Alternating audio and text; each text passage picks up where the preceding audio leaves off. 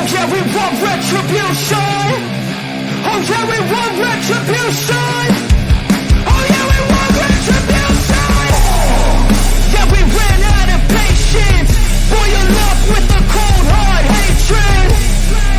I can feel the vibration. Feet in the streets, it's a new sensation. I wanna break faces on the pavement. I wanna make greatness look complacent. Adrenaline awakened, I can taste it. We can make an impact, grab and then take it.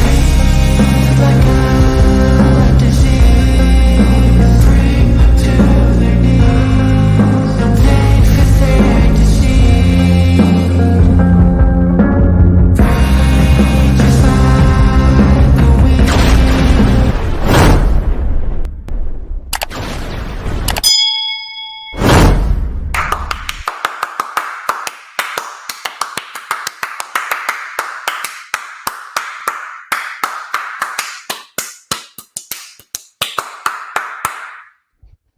Holy shit, we got ourselves one hell of a show to discuss. And my oh my, I'm guessing a lot of y'all have been very, very annoyed that it is Monday because who likes a Monday? But I'll tell you what, I'm about to make your Mondays better because, ladies and gentlemen, I'm the one and only DJ Storms, and I would like to welcome each and every single one of you to a very special edition Monday stream. We are streaming live on 4 different platforms across 1, 2, 3, 4, 5, 6, 7, 8 different accounts. And my, oh my, we got ourselves a hell of a lot of reasons to be happy to be professional wrestling fans today. As of course, you already know who I am, Mr. Controversy and the operator of the Best Damn X, formerly known as Twitter handle, known to mankind. But I think we all need to stop what we're doing because there is a very, very particular scent in the air. So I want you to take a nice big inhale and I want you to go, oh, it's so nice. You got to do it twice. I mean, like, if you do it once, then you got to do it twice because it just pulses through your nostrils and it gives you a certain energy like nothing else. Oh, you got to hit the hat trick. You did it once, you did it twice, you got to do it a third time. You got to hit that hat trick, and I want you to go, oh,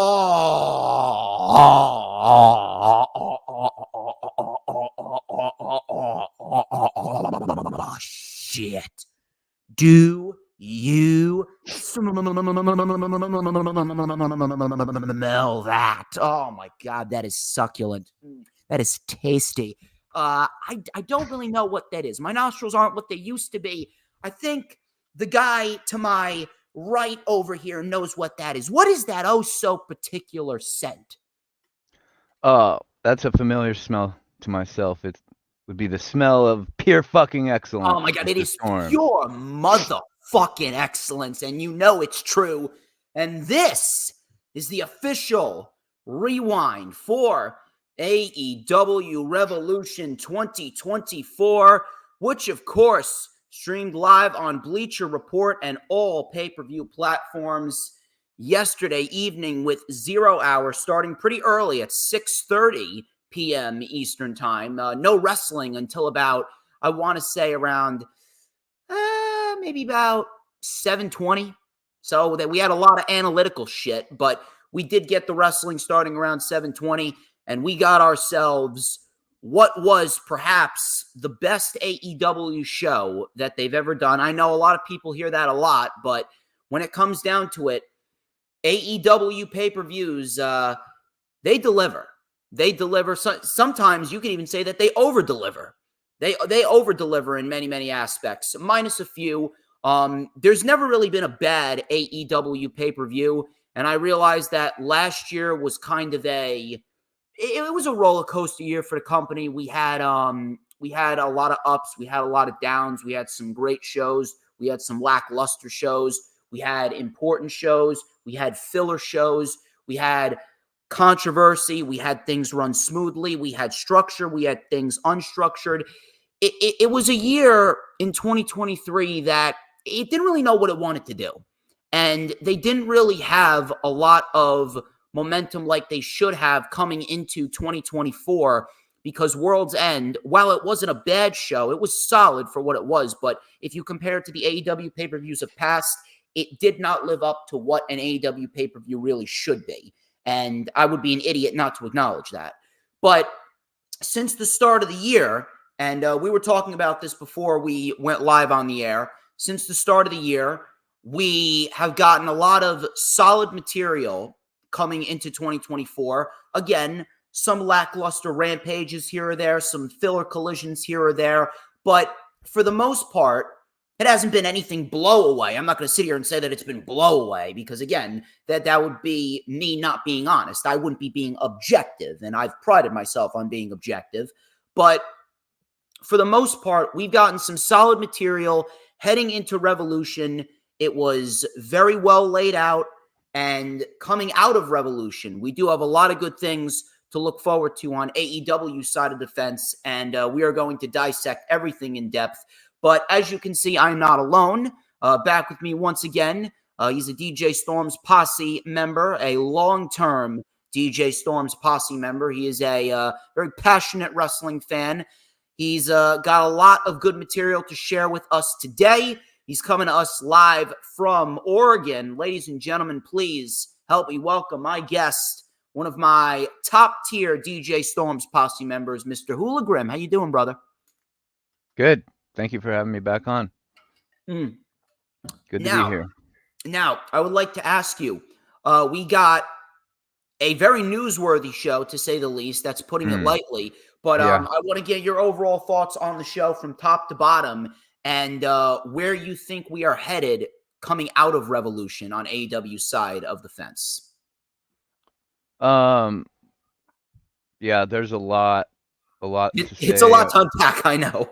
About last night's show, and we'll get into it, I'm sure. But it feels like, honestly, last night's show was kind of felt like a reset of sorts in different aspects. And moving forward with the announcement of a new pay-per-view concept in April, really looking forward to the new Dynasty and what that's gonna bring. There was just a ton of stuff coming out of Revolution, so it set the groundwork for the year. And honestly, I'm more excited than I've been in a while when it comes to AEW and upcoming TV. So they did a great job. Yeah, we certainly got a lot coming into Dynamite this week and then next week. Everyone pretty much assumes that Mercedes will be in next week, and it's almost like they've been teasing Serena Deeb, because Serena Deeb's been on Collision pretty much saying that no one can step up to her. I don't know. I think I know a woman that can step up to her, and she is she's Monet, if you know what I'm talking about. And then we got Okada potentially coming in, and I mean, Okada would fit like a glove in AEW. Okada's got a shit ton of material waiting for him in AEW when he gets there. We got a tag team tournament.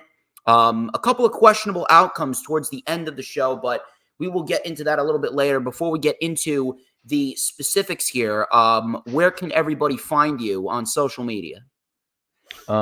It's a lot easier to read it than it is for me to describe it, so I've got it right here at HooliGrim on X. And if you want to follow me on TikTok, if you're into that sort of thing, I will be content creating over there shortly later on this year, probably closer to summertime. My @ there is HooliGrim, how I spell it normally, HOOLIGRIM. Go check him out on social media, people. I'm sure you won't regret it, although I'm actually kind of frightened to see what his TikTok is going to look like. But regardless of that, I am going to reserve my judgment, and I'm going to tell you that you can follow me on social media at HistoryMakerDJS, both on Twitter or X and Instagram. Once again, at HistoryMakerDJS, because all I do is make history in everything that I do. Please make sure you go and you add my personal Facebook as well for collaborations and business inquiries. Please send me an email. My email is, of course, StormsTakeOver@gmail.com.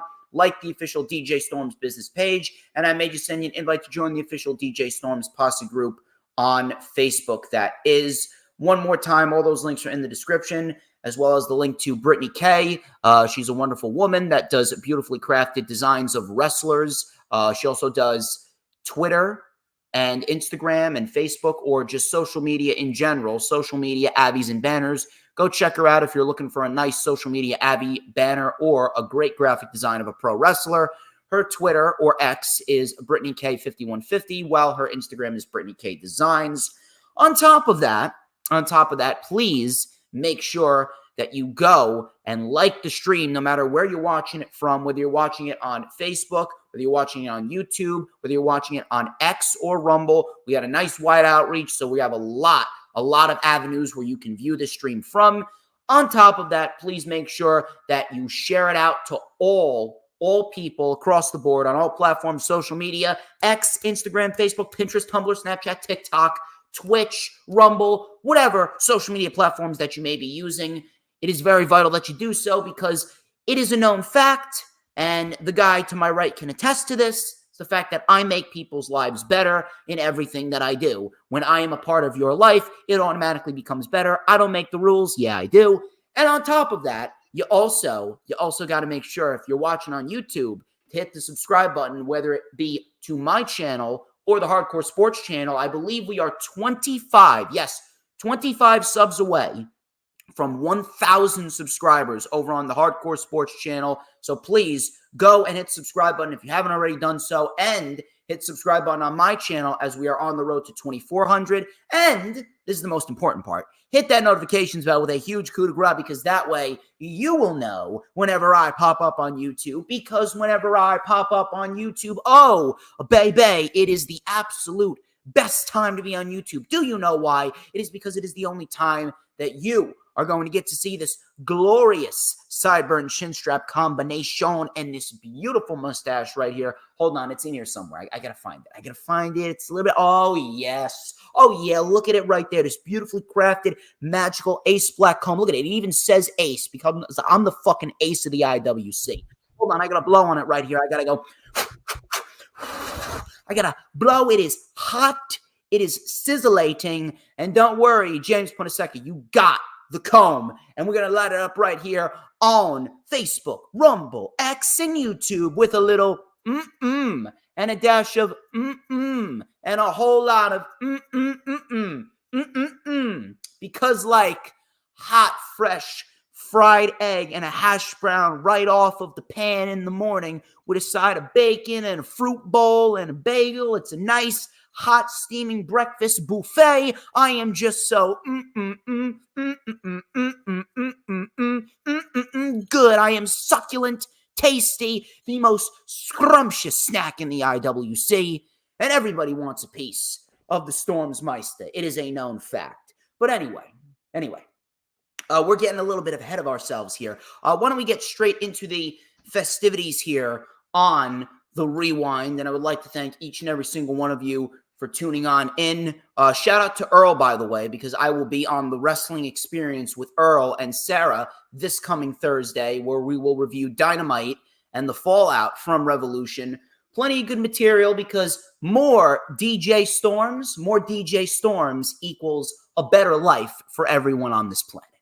Anyway, I gotta take a sip of my ice water right there. Let's start off with 0 Hour. There was 2 matches on 0 Hour, so thankfully they didn't really overload 0 Hour. 0 Hour started off with Private Party, Willie Mack, Jay Lethal, Jeff Jarrett, and Satnam Singh versus the Bang Bang Scissor Gang. That is the Acclaimed, the Guns, Jay White, and Daddy Ass. Pretty standard 12-man tag here. It wasn't horrible. I've seen worse. I've seen much worse than this. Crowd was into it a little bit towards the end, but dude, I've stated this before, and I'm going to say it again. The partnership with the Bullet Club and the Acclaimed, it's not working. It's not working. And the reason being is because their personalities are two polar opposites. The personalities do not gel together. I understand why they're doing this, and I do understand what the end goal is, and I really do hope that it's sooner rather than later, but dude, they need to break them up. It's a partnership that should have never happened. You would have been better off just having these two teams feud right out of the get-go. And we could have just gotten the unification match at Revolution, which would have made Revolution a little bit more important. Not to say that it needed that, because the show was important enough. But regardless, they elected to put the Bang Bang Scissor Gang together. It's not working. It flopped. They need to break up. The one positive that came out of this was the fact that Jay White, he called himself the leader in a promo after the match. So that right there is going to continue to fuel the breakup between the two. And then on top of that, he called a shot for big business. We got Darby Allin versus Jay White, which is going to be fantastic. And on top of that, I'd like to hope, cross my fingers right here, we get the turn and we get the title for title match at Supercard of Honor on April 5th in Philadelphia.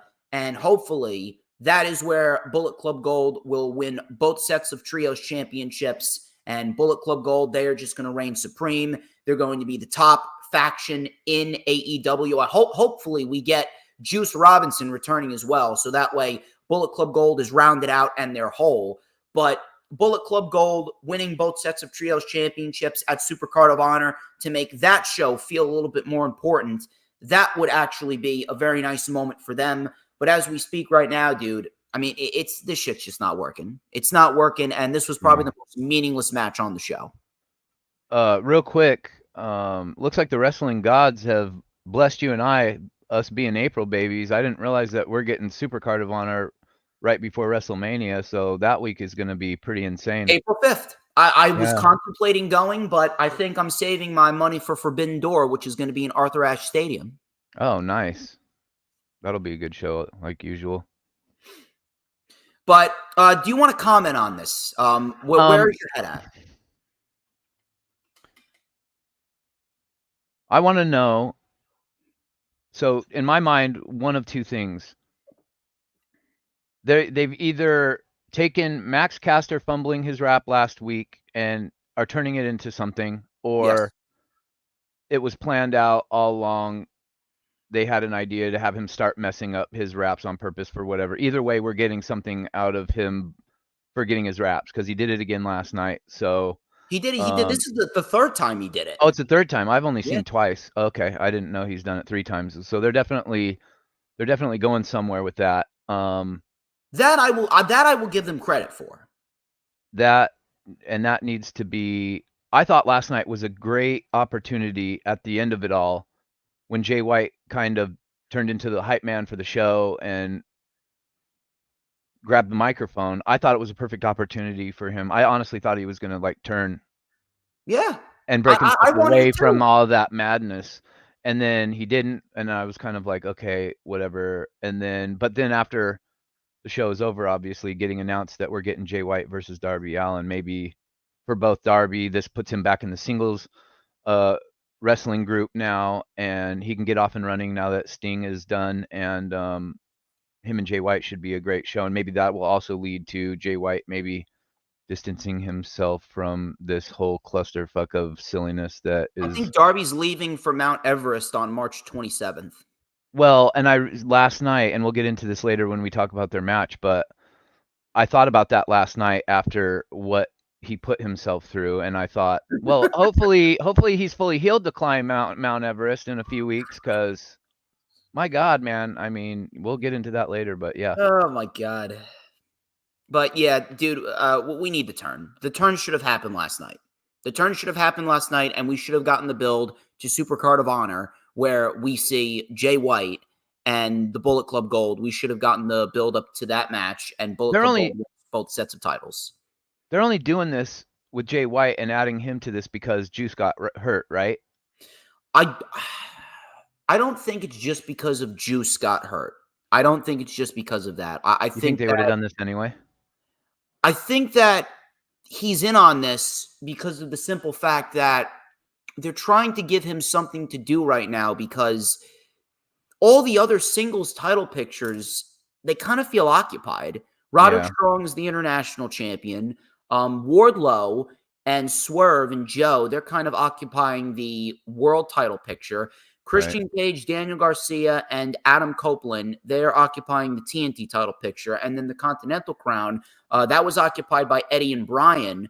I'm not really sure where Eddie goes after that. But, to me, if they want to me personally, I would give Wardlow the Continental Crown Championship because I don't think he's ready to be the world champion at this stage of the game. Probably another year down the line, but not now. But I only feel like the reason they're doing this with Jay White is because they're trying to give the trios championships on both Ring of Honor and AEW TV something to do, and they're trying to the spotlight, but it ultimately fell flat because the two personalities, they do not gel well together. It was just it was good for a one-night pop, and that was pretty much it. Yeah. It was good for a one-night pop on Collision, and that was pretty much it. It should have never came to be, and we need to turn sooner rather than later. It's been 5 weeks too long. The only good side to it is the fact that it's not lasting very long. Thank God this isn't lasting like 6, 7, 8, 9, 10 months, but this shit needs to end immediately. It's been lasting a while, though. It's been quite a number of months, hasn't it? No, it's only been since like the end of January. With the Bang Bang Scissor Gang? Yeah. It's only been about like 5, 6 weeks. Oh, I swear I remember this being a thing last year. No. This has not been going on for very long. Last year, Bullet Club was involved with MJF, with Jay shooting with MJF, and then Jay White was a part of the Continental Classic. And the Acclaimed, they were out because the Undisputed Kingdom threw them through glass. That's right. So, yeah, dude, this is meaningless. It was a meaningless match. It was a Rampage match put on the 0 hour, and that was pretty much it. If you could have taken this match off the show completely. You know what I would have done? Instead of this, I would have been better off giving Private Party and another tag team a showcase. I would have been much, much, much, much more okay with giving like a Private Party and Matt Taven and Mike Bennett a showcase. That would have been a great match. Give them a Ring of Honor world title match or world tag team title match on 0 hour. That would have been a great tag team match. I said yesterday I was on YouTube with some buddies watching, and what I said was, looking at everybody that was in that match, a lot of them are already established, and I was looking at it from a perspective of who could stand to use a real boost from being in this whole situation. And the names I came up with was Private Party. And then I started thinking, but what is this really doing to help elevate Private Party? I feel like Private Party, they just keep sticking them with people that have already been established. And I get that they're learning from like the Hardys and running with them for a little bit, and now they're away from the Hardys, and now they're doing their whatever they're doing now. And I realized that Mark Quinn was injured for a long time, and that derailed them. And then I'm watching Cassidy, and he's doing Whisper in the Wind and Swanton Bomb and doing all the Jeff Hardy moves, and I'm like, Private Party's really good. Like, why don't they get an opportunity to showcase like what they can do as a team on their own? But with this upcoming tag team tournament, I'd really like to see Private Party just be the team that they are and not be affiliated with other teams or other talent as coming out as like seeing Isaiah Cassidy coming out with other talents all the time. It's like, I would just like them to get more of a shine because they're really good. And they had like 2 solid matches with Top Flight, and I thought to myself, you know what, they could have made a little mini feud out of this, but they seemingly went away from that. But I hope that this tag team tournament that will really put them where they need to be, even if they don't win. We'll talk about that a little bit later, but yeah, we need to get rid of the Bang Bang Scissor Gang. It was never going to work. Never going to work. Yeah, it was funny the first night, and it's become quite cringy since. I'll tell you what was not cringy. Pac is coming back. Pac is coming back. We had a promo package of Pac just being the insane psychopath that we all know and love. And my God, is Pac going to be a major, major asset to AEW TV? Just looking at the roster right now, I don't even give a fuck. If you are going to give me Pac, then give me Pac versus Will Ospreay at Wembley Stadium. Thank you. Give Thank me you. That Pac. was the first words If out of my Will mouth Ospreay is yesterday. not fighting Omega, if Will Ospreay is not fighting Omega, give me Ospreay Pac. That's all I need. Ospreay Pac at Wembley, it's meant to happen, bro. I just feel like it's coming. If Omega's not back by then absolutely. Because we need to get Omega Ospreay Part 3. We need to round that out. And I think Ospreay beating Omega in Wembley would be fantastic. But if Omega cannot do it, although he's looked better, he has looked better, which I'm very, very happy because diverticulitis ain't no fucking joke. So I'm glad that he's doing better. But if Omega's not ready, give me Pac Ospreay. Yeah, Tony Khan at the scrum alluded to somebody asked him a question about Omega being ready for some upcoming show, and Tony Khan said it would be unrealistic to put that expectation that I don't remember what show it was. I don't remember if he said All In or if it was a show coming up. I think it may have been Dynasty. I think it may have been Dynasty. Like the Dynasty, there's no way. There's All no way. In, maybe. I can see him being back by July. It all depends on what he's doing and how he's doing because he's been out since like mid-December. So it's already been 2.5 months. So I'd like to believe that he's somewhat better. But again, I'm not a doctor and I'm not going to pretend to be a doctor. Yeah, Will Ospreay, as soon as Pac said he's getting towards the end of that promo he was cutting, or that in that vignette, and as soon as he said, he referred to AEW as like an infected scrotum of a company, and just when he uttered those words, I just thought to myself, oh, please let him come back and don't just have him do a match here or there like he was doing. Like, have him be a regular. He needs to be on weekly TV. Well, he was injured. That's why he was taken out. He was supposed to be at Wembley. He was taken out. I just feel like even since AEW started, we really haven't seen as much of Pac as I would have liked to have been seeing from him the last 4 or 5 years, for whatever the reasons are, injury, visa issues, whatever. It was injury, and then we got the pandemic. Yeah. And then like it's just kind of been on and off with him. Right. And I hope this kind of gets him on track and he can stay healthy and we start getting a good healthy dose of Pat, because man, is he, like you said, going to be a boost for the company when he gets back, for sure. I'll tell you what has been boosted. The women's division has been boosted a lot this year. We've been getting some really solid women's matches on AEW TV on all their shows. We've been getting a lot of showcases from Queen Aminata. I've been very impressed with what Queen Aminata's been doing. Serena Deeb, Thunder Rosa, Timeless Toni Storm. But we had a women's tag team match, which I'm very happy that these 4 women got a showcase. It was Willow Nightingale and Chris Statlander taking on Julia Hart and Sky Blue.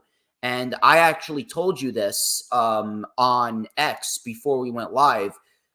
These 4 women put on a better match than Toni Storm and Deonna Purrazzo. And not to disrespect Toni Storm or Deonna Purrazzo, because it's not that they put on a bad match. They were never going to follow the match that they followed, which, again, we're going to talk about. But this was a very good women's tag team match. These 4 women, they were given about 14 minutes, and they went out there and they worked their asses off. And I was very, very impressed with what we got. Clear as day, Sky Blue, my God, the improvement of Sky Blue has been a wondrous thing to watch. And Willow Nightingale and Chris Statlander, I mean, need I say more about those 2 women? Those 2 women are women's wrestlers. They're not just pretty faces. They are women's professional wrestlers. So they're going to go in there and they're actually going to fight. And we ended up getting a very good women's tag team title match, or not a women's tag team title match. There's no women's tag team titles in AEW, but a women's tag team match. We had some double vertical suplex spots by Willow and Statlander. They were in control.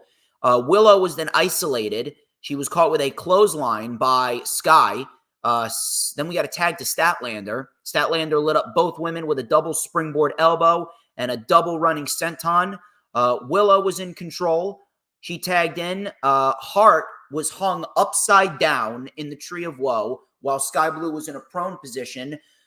We had Julia Hart getting out of the way as Willow delivered a cannonball to Sky Blue. We had a Death Valley driver by Willow on Julia Hart for a 2. Super kick by Sky on Willow for a 2 count. Willow with a drop kick from the middle rope. Statlander and Julia went blow for blow. Julia had Statlander down. She delivered a beautiful moonsault. Willow was just able to make the save. I actually thought that would have been it. We had a big boot by Sky and a diving drop kick off the apron by Sky to Willow, which looked very nice. Back in the ring, we had a double lariat by Statlander. Willow tagged back in.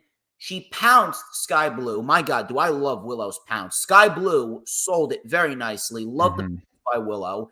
And then we had Statlander with a drop kick on Julia Hart and Willow Nightingale with the Dr. Bomb. Very nice Dr. Bomb on Sky Blue. And Willow wins the match 1, 2, 3. Very good showcase match for all 4 women. And they actually set the pace very nicely for the rest of the show. So the women's division, it's the women's division and the tag team division that they're slowly starting to come together very nicely. And the women's division, with what we've been getting, you're slowly starting to see the women, they're stepping up their game. And this match proved that they are stepping up their game because they know that they got to be on top of their game when Mercedes comes on in. You do not want to be in the rear view mirror when Mercedes comes in. You want to be ahead of the fucking pack. So Willow Nightingale, Chris Statlander, Sky Blue, and Julia Hart, they put together a very solid match. And I can't really sit here and say anything bad about it. And Willow and Statlander, they got the victory. I'm not really sure where this is going, but I don't want to disrespect Julia Hart, but I think we need to get the TBS title off of Julia Hart only because of the fact that when I look at Julia, I'm not going to say that she hasn't improved because she has, and I'm very, very happy that she's getting a showcase. But when I look at Julia Hart, I don't see one of the best. When I see a Statlander, when I see a Willow, when I see a Thunder Rosa, when I see a Serena Deeb, when I see a Toni Storm, hell, fucking Riho is a better wrestler than Julia Hart. And I'm not saying that because I'm a Riho mark. I'm saying that because it's true. Riho and Trisha Dora put on a better match on Rampage than Julia put on with Anna Jay back at Battle of the Belts in January. So I don't want to disrespect Julia, but I think we need to put our best women forward, whether it be for the championship title pictures or the undercard feuds. We need to put our best women forward when Mercedes comes on in, because if Mercedes is going to be the figurehead, you are going to want the undercard for the women, the women's title, the TBS title, and any other undercard feuds. You want every single aspect of the division to have their best women at the forefront. And unfortunately, Julia Hart is not one of them. If possible, let's get the TBS title on either a Willow, a Rosa, or a Serena Deeb. That's what I'm looking at. But I'm going to throw it over to you.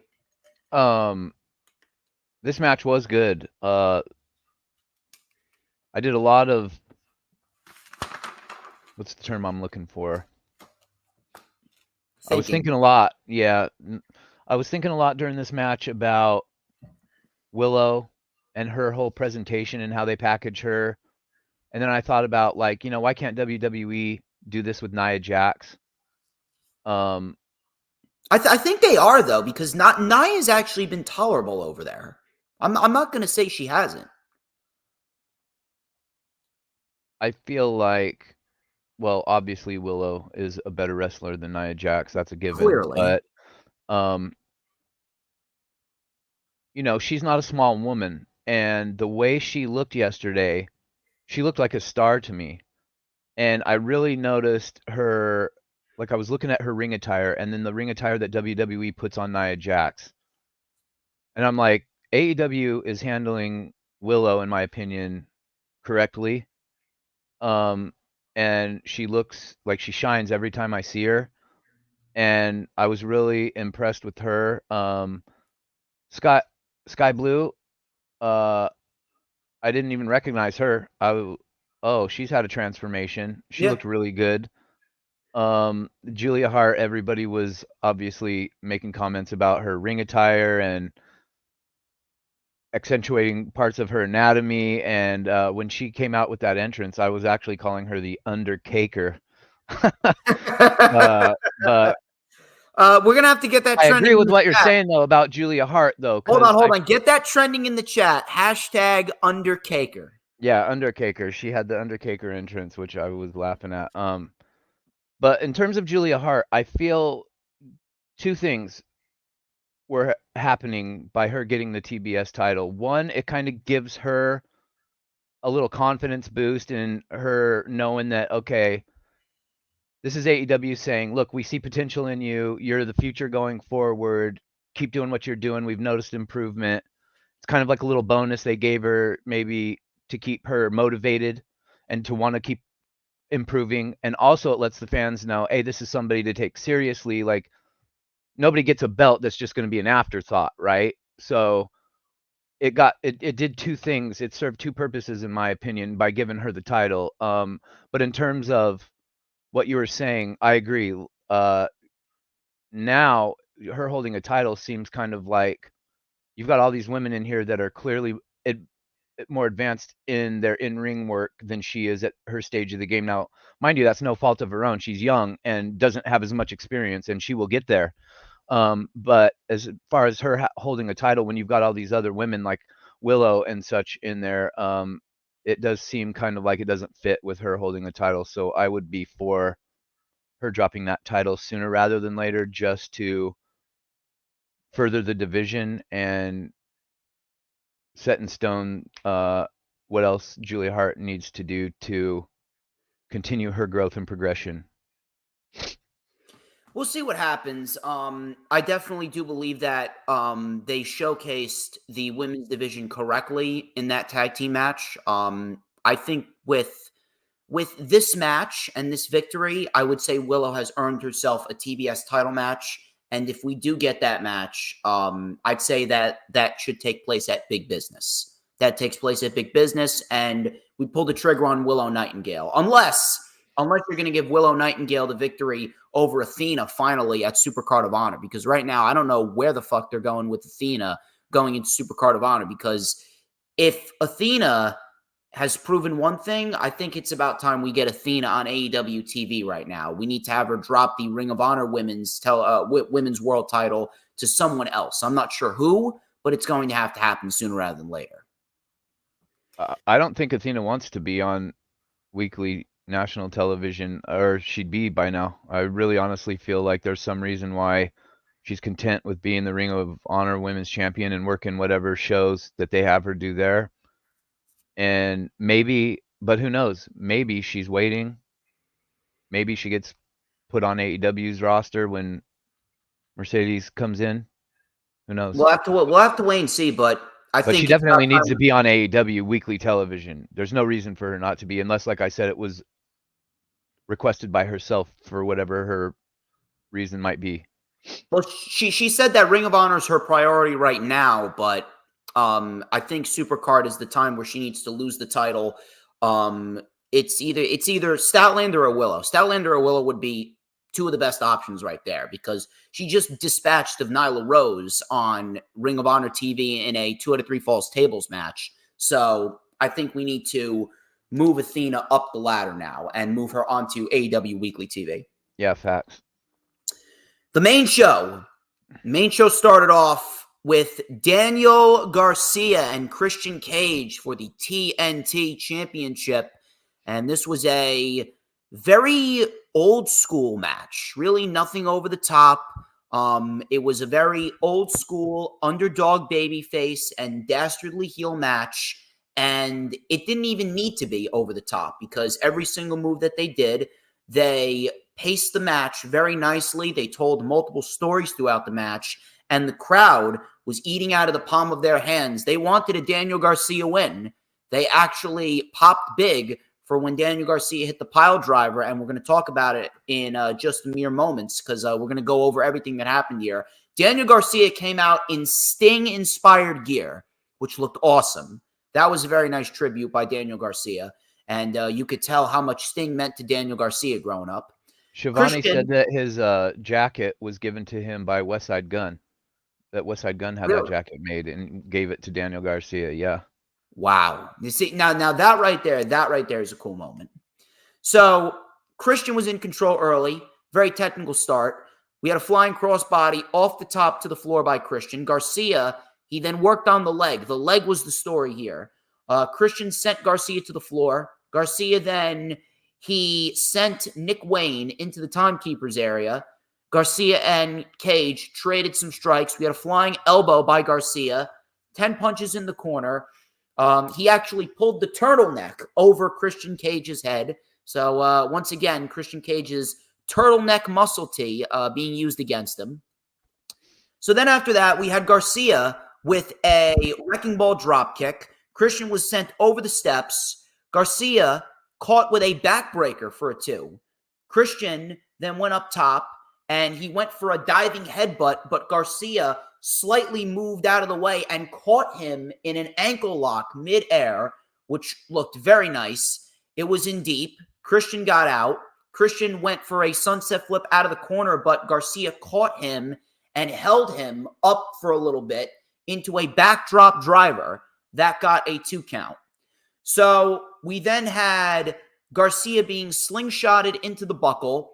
The referee was distracted because of Mother Wayne, and we had Kill Switch delivering a choke slam to Garcia behind the ref's back. Christian with a frog splash. Garcia kicked out. Matt Menard then came out, and he sent Kill Switch into the post. Matt Menard then punched Kill Switch and took him to the back. Christian, he went for the spear, but his leg gave out.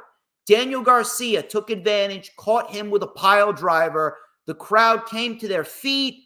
We had 1, 2. Christian kicked out at the last possible second. And that right there, I'm not going to lie, I thought that was it. I'm not going to lie. I legit thought Garcia won it right then and there. So after that, we had Nick Wayne from out of nowhere striking Garcia behind the ref's back. And then we had Nick Wayne getting out of harm's way. Ref didn't see him. Christian with a kill switch. 1, 2, 3. Christian Cage retains the TNT Championship. A couple things. First of all, Christian Cage is phenomenal. Christian Cage is phenomenal. And at 50 years old, Christian Cage right now it could be argued that he's on the best run of his career. It could be argued that right now Christian Cage is on the best run of his career. He has made the TNT title into something of substance. This is the best that the TNT title has looked since the days of Darby, Brody Lee, and Miro. Christian Cage is doing God's work right now. Secondly, I don't want to say I'm disappointed, but I'm very surprised that we did not see Adam Copeland here. I had it in my mind that Copeland was going to cost Christian the TNT Championship, and Garcia was going to get the big win because Garcia's popularity has skyrocketed. He's got everything that you want in a pro wrestler, and the fans love him. And when he speaks, it's genuine. He sounds real. He got himself over with a fucking dance. He got himself over by doing a fucking hip thrust dance. And no one wants to boo Daniel Garcia. He's got the crowd in the palm of his hand with every move that he does. And pairing him with Christian, it just amplified his star power and his stock even more. However, it could have swung either way. You could have gone with Christian. You could have gone with Garcia. I'm assuming that Copeland will be back sooner rather than later, and we will have Copeland going up against Christian probably at Dynasty in April. And we are going to see Christian Cage and Copeland finally end their rivalry, and then we'll go forth with Killswitch and Christian Cage leading into Wembley. Now, Daniel Garcia, I'm not sure what they're going to do, but man, the place would have fucking exploded if Daniel Garcia won the TNT Championship. That would have been one hell of a moment for him. However, I'm not sure if they're going to keep him around the TNT title picture, but I do have an idea, and I pitched this a couple of weeks back before Garcia being involved in this TNT title match was even a thing. Roderick Strong beat Orange Cassidy to win the International Championship. And the Undisputed Kingdom, they're getting on the right track. What they need right now is a big-time babyface. They need a big-time babyface to kind of be the yin to their yang. So if they want to, It's right in front of their face to build up Daniel Garcia versus Roderick Strong at Wembley and give Daniel Garcia a big moment at Wembley by having him win the international title from Roderick Strong. I mean, it's right there. If he's not going to be in the TNT title picture, if he's not going to be floating around that title picture, Roderick Strong dropping the international championship to Daniel Garcia at Wembley would probably be the best route to go. There's no way that you cannot make Daniel Garcia a top priority. He's been a top priority since the start of the year. You need to keep it that way. You need to keep it that way. Garcia, Takeshita, Jay White, and Will Ospreay. Those are, and Willow Nightingale and Sky Blue and Statlander, those individuals, the young talent, those are the individuals that you need to keep priorities for the rest of the year. And I hope that they make sure Daniel Garcia stays in that spot, because with this loss, even though he did lose, his stock rose from being in there with Christian Cage. This was a very good match. It could have swung either way, but selfishly, I was pulling for Daniel Garcia. But I'm going to let you have the floor here. I feel like in terms of his singles career, Christian is on the best run of his whole career, in my opinion, right now. I think a lot of people were thinking Daniel Garcia was going to win yesterday, but after the match was over, I mean, I just kind of thought about it, and you've got to have somebody take that title that can elevate it, or that the title is going to help elevate them. And Christian has elevated that title so high. I don't know who's going to come in and take it from him, to be honest with you. Garcia would have been a good choice, though. Yesterday, I don't think so. I think that Garcia's got to be built a little more, because that's just how the level that Christian has put that title on, in my opinion. I don't feel like anybody to take it off him right now would be believable enough. Now, Garcia, I agree with everything you said about him, and as we go on, he grows more and more on me. His in-ring work is there, I feel like, and is getting better all the time. There's something about him, and I don't know if maybe it's a look, maybe because right now he's just himself. He's Daniel Garcia. I don't know if they put a gimmick on him or change his ring attire. There's just something. He just doesn't come across as quite a finished product in my mind yet, if that makes sense. Like, it's like one or two things missing from his overall appearance and how they present him. And I feel like once they get that, then I feel like the fan base as a whole will be able to embrace him as a superstar, whether it's a face or a heel. And he's doing there, but I like that they're at least consistently putting him on weekly TV, putting him in matches that mean something on pay-per-views, and they're keeping it consistent. Like, unlike with like a Will Hobbs, where they like push him and then stop, and then start pushing him and then stop. You know what I mean? So that's good for Daniel Garcia's career, I think, and he's just getting better and better.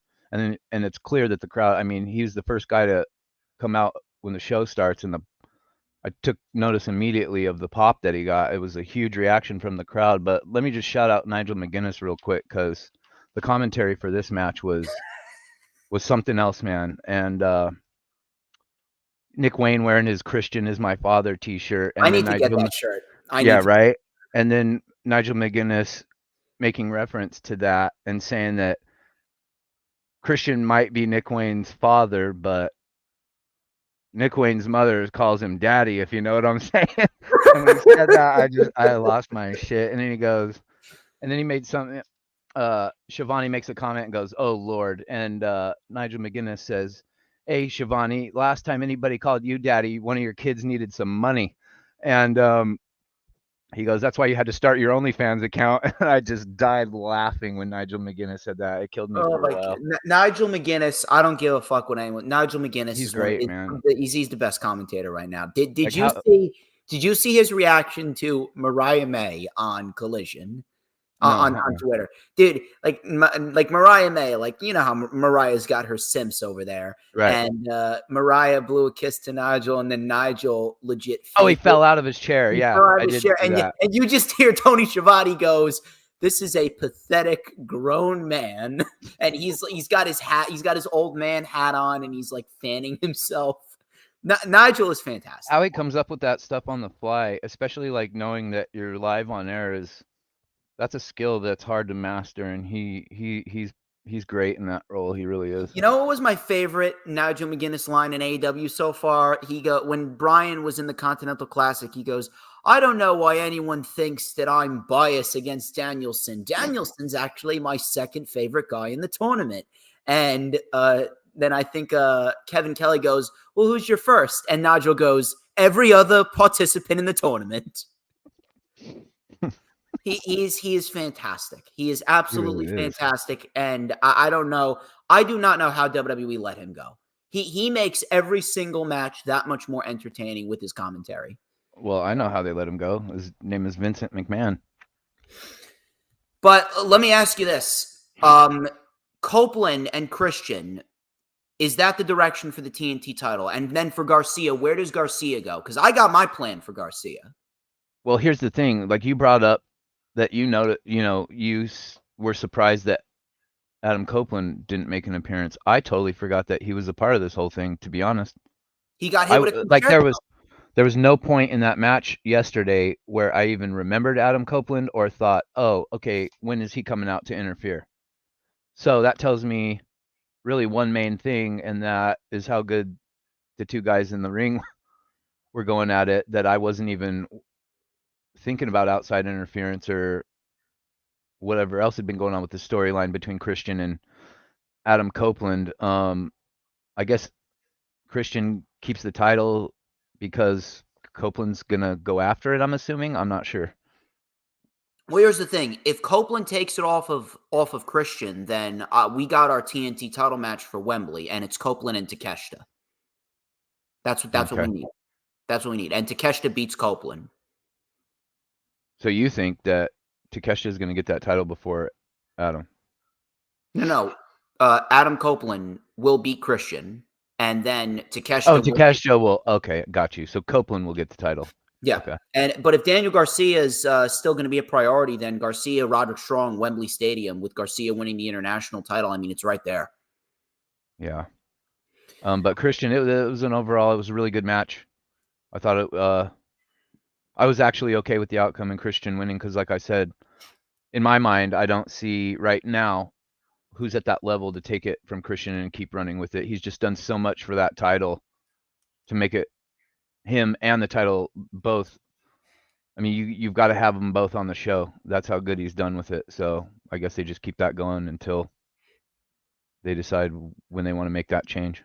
Yeah, I was fine with Christian as well, but holy shit, that crowd would have fucking exploded. In the first match, they would have exploded if Garcia won that title. Yeah. The first match. He's definitely over. Eddie Kingston, Bryan Danielson, AEW Continental Crown Championship. And man, these guys, they went balls to the wall. This wasn't flippy, this wasn't floppy, this wasn't any crazy high spots. This was just two guys going in there and beating the ever-living shit out of each other. And that's exactly what we got. This was very, very hard-hitting. It was a little bit more ground-based, but it was very, very, very intense. A lot of kicks, a lot of chops. Really, really, really good stuff. Matter of fact, if it wasn't for Ospreay and Takeshita, and if it wasn't for the main event, I would have probably put this match as one of the best of the entire night. Probably, to me, this was easily in my top 5 matches of the year thus far. I was glued to the television, and there were a couple points in time where I actually thought Brian was going to win. So we had Eddie with a tope suicida right out of the gate. Brian then sent Eddie into the post and then delivered a suplex off of the apron. Both men crashed in a heap. Brian caught with an exploder suplex. DDT by Kingston for a 2. Brian got out of the stretch plum. We had a drop kick in the corner by Brian. A second one. And then a penalty kick to the back. Dragon suplex for a 2. Big chop by Brian. Brian then with an avalanche butterfly suplex into the label lock. And then he transitioned into the double armbar, or the omoplata, as Nigel McGuinness so beautifully put it. Kevin Kingston would not tap. Kingston was able to get out. He hit an enziguri, spinning back fist, and a Northern Lights bomb. Bryan kicked out. We then had Eddie selling his hand. The hand was the issue. The hand was just giving Eddie problem after problem. And then Bryan started working on the shoulder. So it became the right hand and the right shoulder. So the crowd was trying to get behind Eddie. Eddie was then hit with a Busaiku knee. Eddie just kicked out. Crowd was chanting, Eddie, Eddie, Eddie. Stomps to the head. Triangle sleeper was in tight, but Eddie Kingston would not fade. He would not fade like he did on Wednesday's Dynamite. He was able to get to the ropes. Bryan then with the kicks. Eddie then pulled his straps down and asked for more. Half and half suplex by Eddie. Bryan pops back up. Regal plex by Bryan. Eddie pops back up. Half and half by Eddie. Both men down. Crowd was standing, clapping, chanting, "This is awesome." Kingston then slapped Bryan. He was front-handing him and backhanding him with his left arm instead of his right. Bryan then slapped Kingston back. Bryan was then hit with a lariat. Eddie Kingston fought through the pain and delivered a power bomb. Very tight cover. 1, 2, 3. And Eddie Kingston retains the championship in what was his best match as Continental Champion to date, and perhaps the biggest win on pay-per-view to date, minus his win against Moxley. And you know what was so great about this? What was so great about this is the fact that Eddie Kingston, he was the Continental Champion, and he's going out there and he's defending the title. He's a very proud champion. And Bryan Danielson is going out there and he's just ignoring him. It's so, you know what it reminded me of? It almost reminded me of Aleister Black versus the Velveteen Dream, where the Velveteen Dream just wanted Aleister Black to say his name, but Black wouldn't give it to him. And Eddie Kingston, all Eddie Kingston wanted was respect. All he wanted was for Bryan to finally shake his hand, and Bryan wouldn't give it to him. Bryan would not do it. He wouldn't acknowledge Eddie Kingston. Bryan would walk out there, and he would walk right past Eddie Kingston, and he was trying to make Eddie Kingston lose his cool. And then he low-blowed Jun Akiyama on Collision, and Kingston just lost his shit. It's such a simple fucking concept. Such a simple fucking concept, which resulted in an excellent fucking match. And then finally, after all this time, Bryan finally gives Eddie Kingston his respect, and he raises Eddie Kingston's hand, shakes his hand, and Eddie Kingston finally gets the acknowledgement from Bryan, just like the Velveteen Dream wanted his acknowledgement from Aleister Black. And that's what makes this entire thing so great. It's such a simple fucking story, and when you book a simple story, you're going to simply get a great match and a great crowd reaction. And that's exactly what we got. And it's very, very hard for me to really sit here and say that this wasn't one of the best matches of the year thus far. Crowd was hanging on every move that they did. Excellent stuff, right outcome. And Bryan Danielson, I mean, if you want to look at one of the most selfless wrestlers in the history of the business, I mean, look no further than Bryan. Bryan knows what needs to be done in order to get new talent over. HooliGrim, let me hear it. I started with the mentality I didn't really care to see Eddie Kingston again. I feel like he's a great wrestler, but I also feel kind of like similar about him that I do Daniel Garcia. I feel like there's a part of his presentation that's like he's not all the way polished. There's something missing from his overall look and presentation as a character. That being said, he looked really good. I liked his ring attire. I thought he looked more like a professional wrestler in the ring yesterday than he has in past matches. As opposed to just like a guy off the street, like kind of how he reminds me a lot of time when I see him like the Brooklyn Brawler. Just his look. You know how Brooklyn Brawler always wore jeans and a t-shirt and didn't really look like he had full wrestling gear on all the time. That's kind of how I see Eddie Kingston. They had a really great match. Bryan Danielson, I wouldn't want to take chops from that guy either, or especially when he grabs Eddie's hands and starts stomping his head when he's laying on the mat. I mean, he was literally stomping on his head. Like he wasn't pulling those kicks. He was stomping the shit out of his neck and his jaw. And when he did it the other night, I don't remember if it was on Dynamite. I don't remember what show it was on. He was doing it to Eddie then, and Eddie's face was just the whole side of it was all swollen and red, his neck and his cheeks and his jaw. And I thought, man, no, thank you.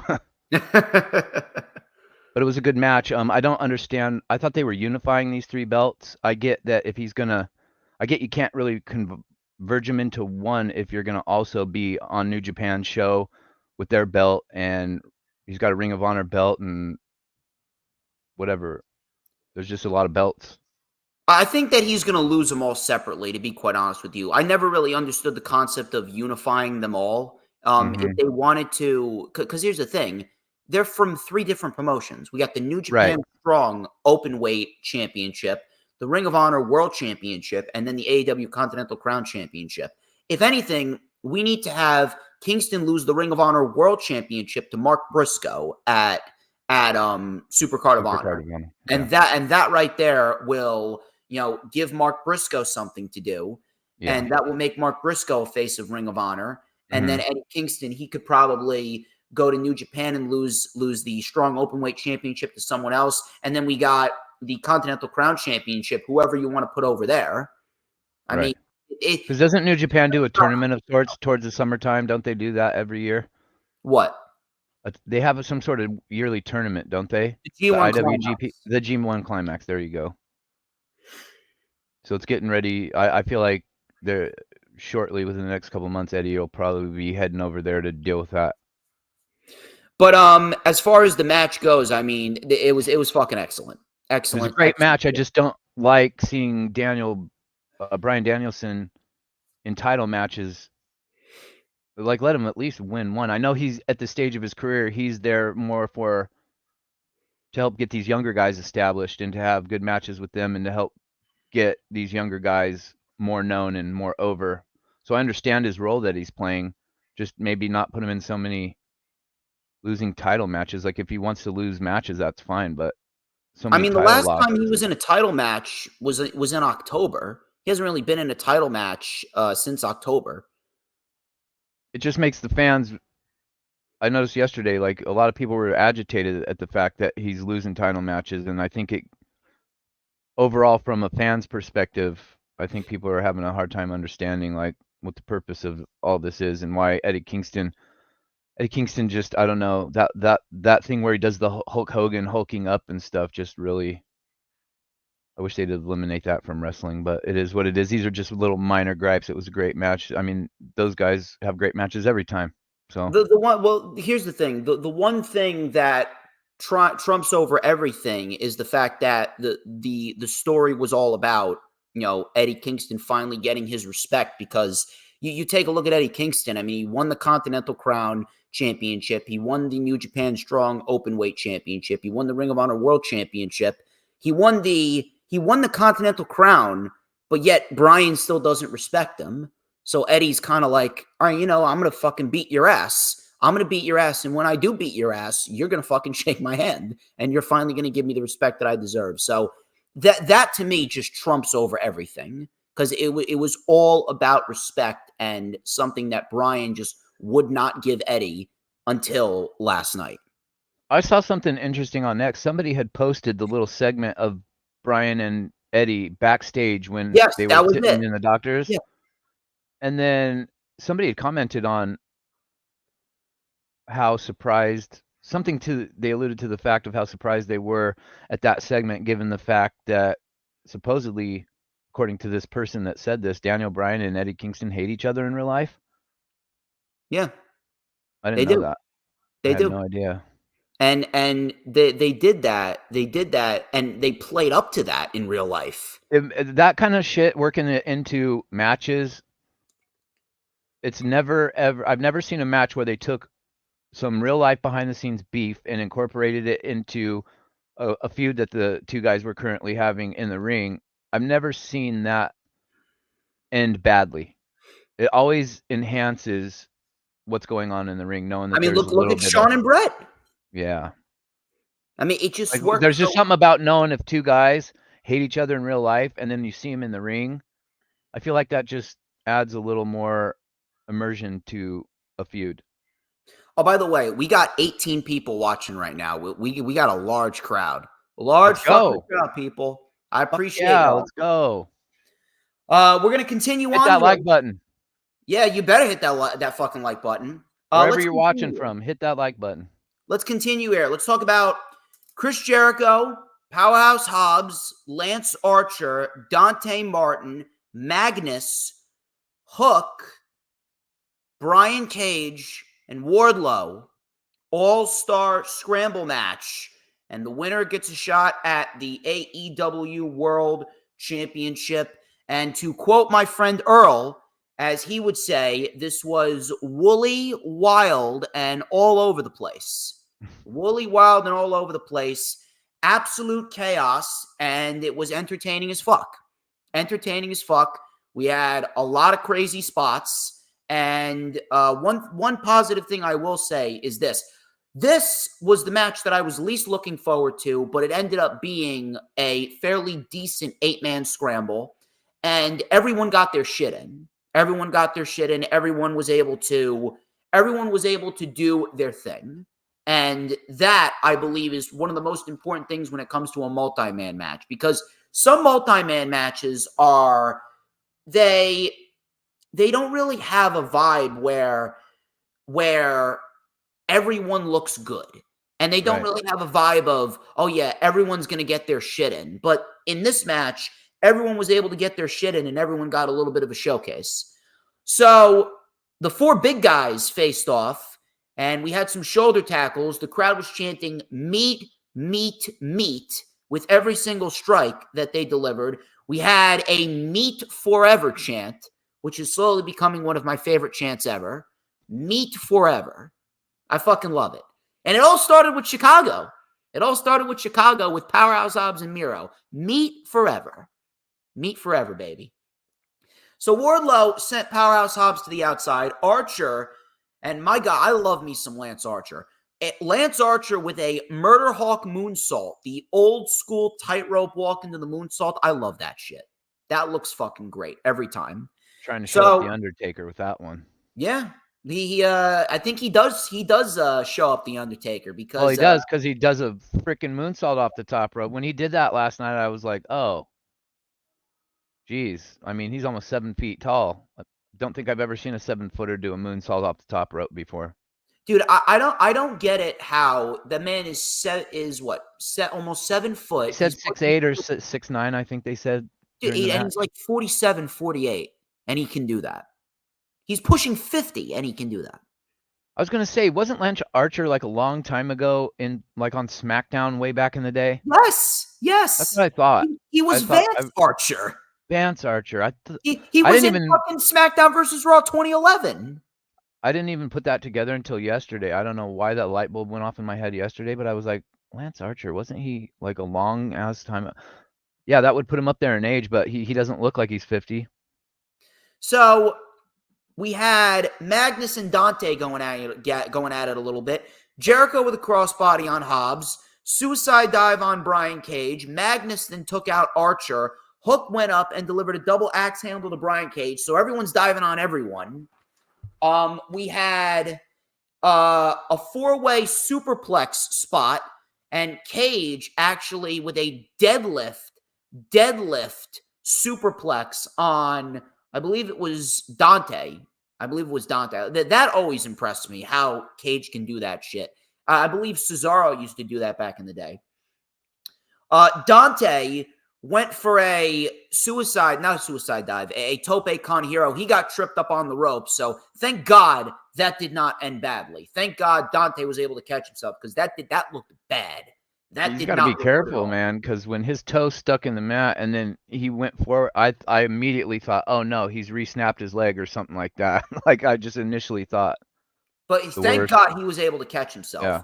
So afterwards, he was able to get everything back on track, thankfully. That was the only fuck up throughout the match. Yeah. Which was surprising, actually. I'm not going to lie. The fact that match went, 15, 16 minutes, and that was the only fuck up in the match, I call that pretty impressive. But Magnus came in with a 619 and then a cutter, which looked very, very nice.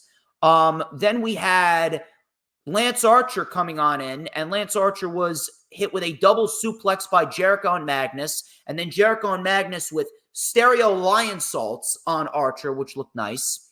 We had Hook getting hit with a lariat by Brian Cage, Magnus with a power slam on Dante, and then we had Hobbs coming in, hitting a power slam on Archer. We had a spine buster on Brian Cage by Wardlow. Cage then with a super kick to Jericho.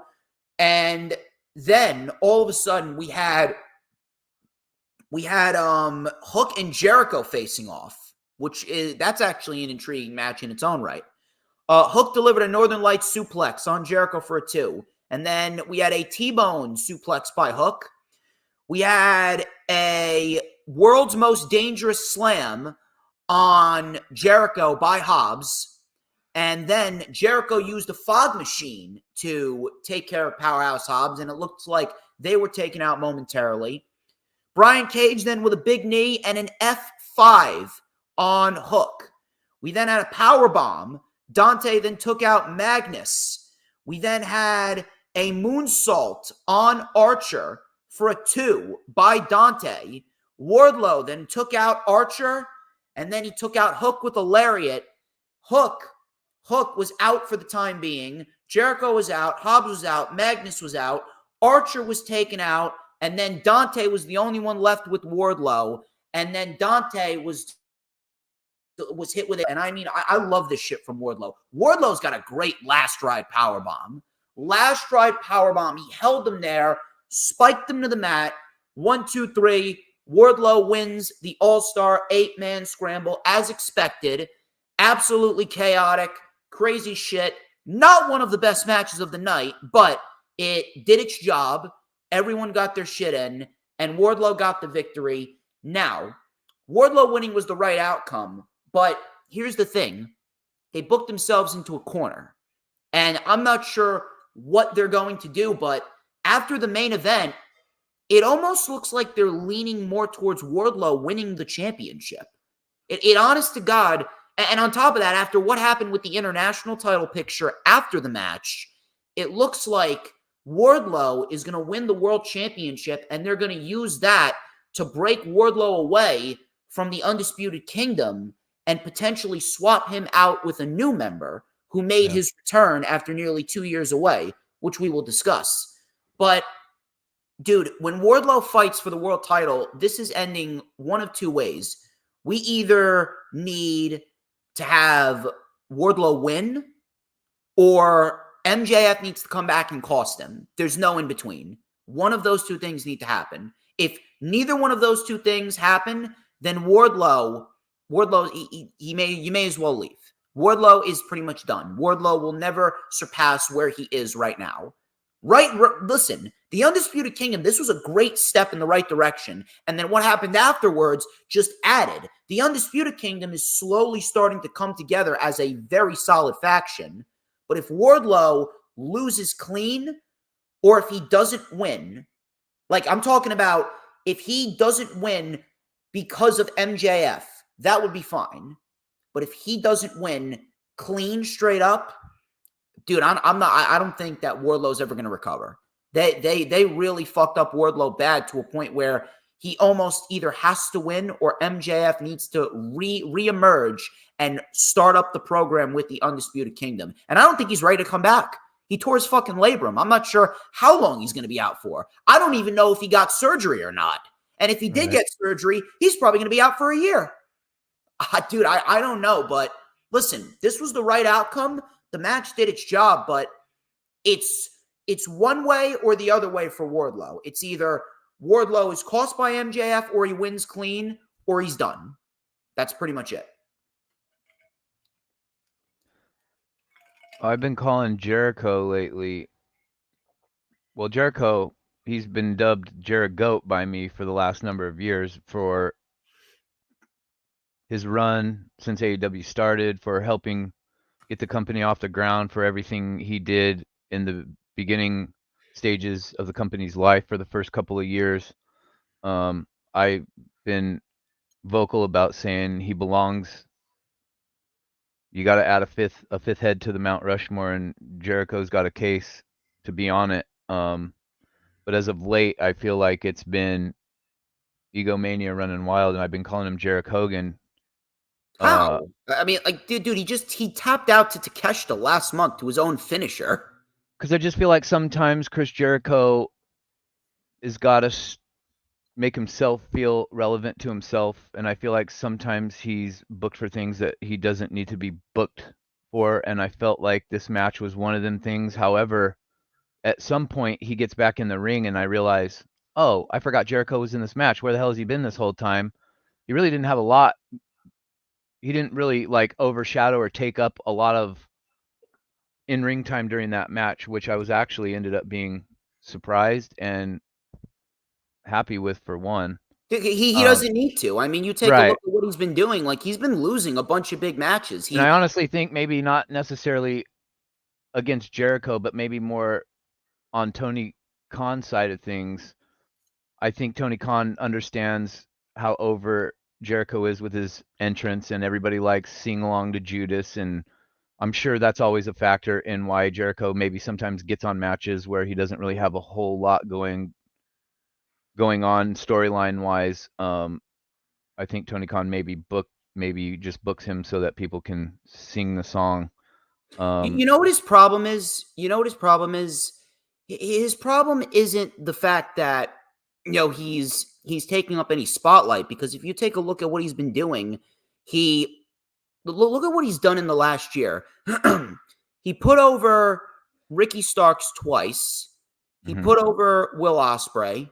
Mhm. He put over Ricky Starks and Big Bill when they fought for the tag team titles 2 months ago. He tapped out to his own finishing maneuver to help get Takeshita more over.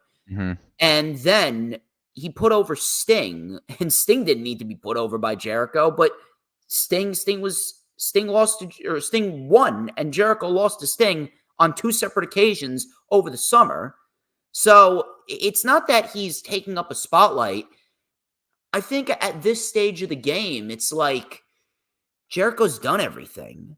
Yeah. Jericho right now, he's just done everything to a point where it's not that he's taking up a spotlight. He's just there. He's just kind of there.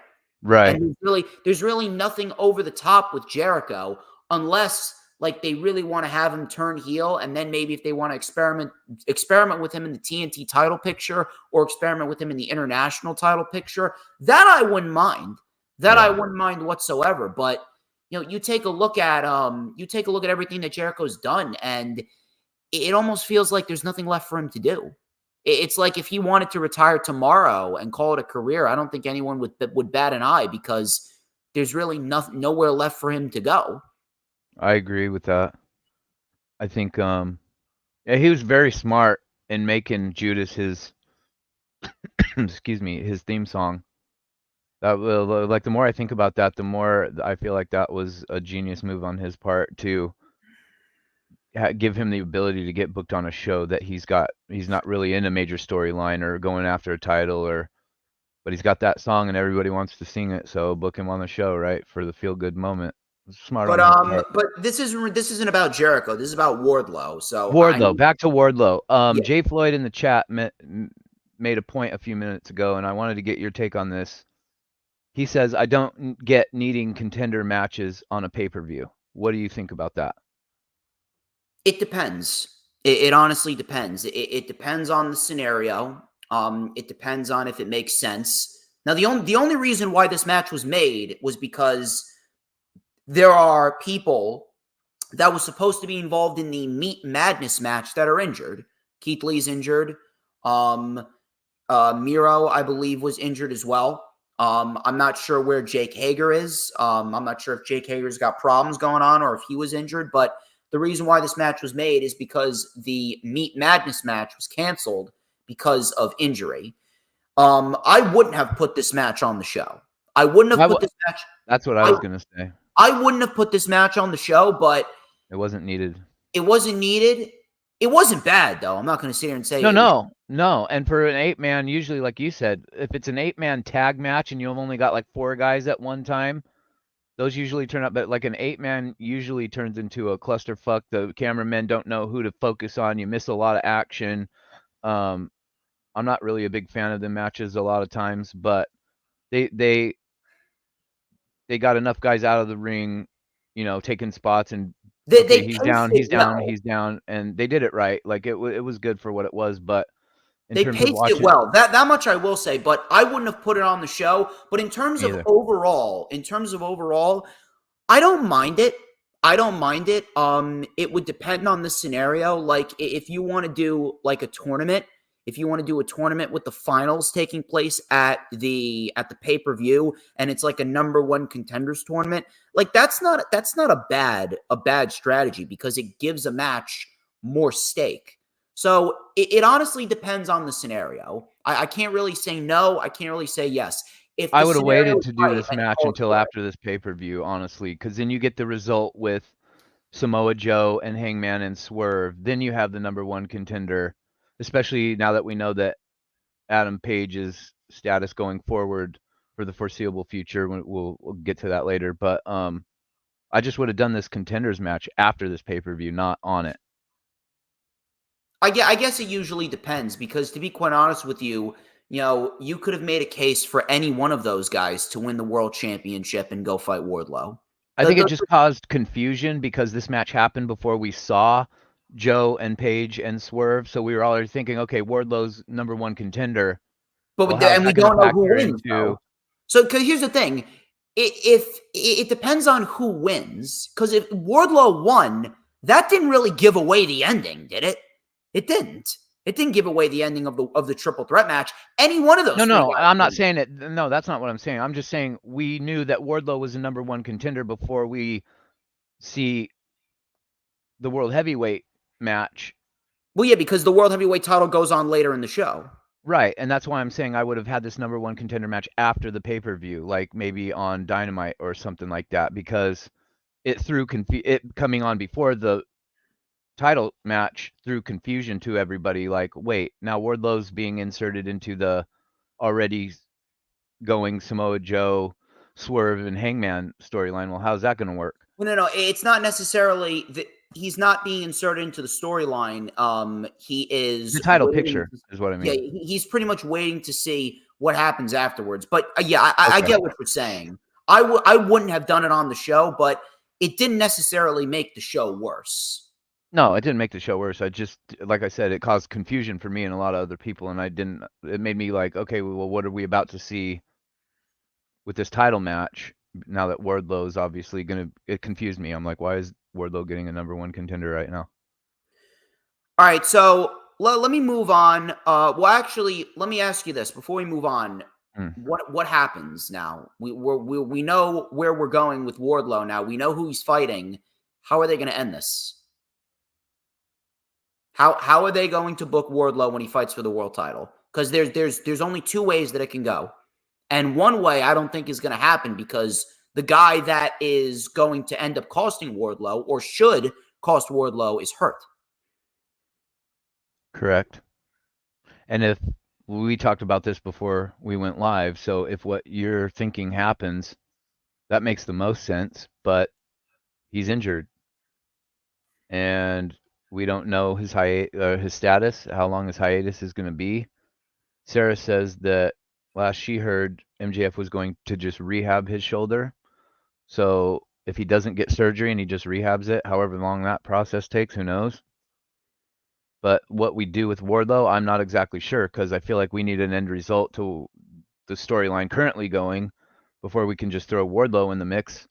But obviously there's a status issue going forward with Hangman Adam Page, which we'll talk about.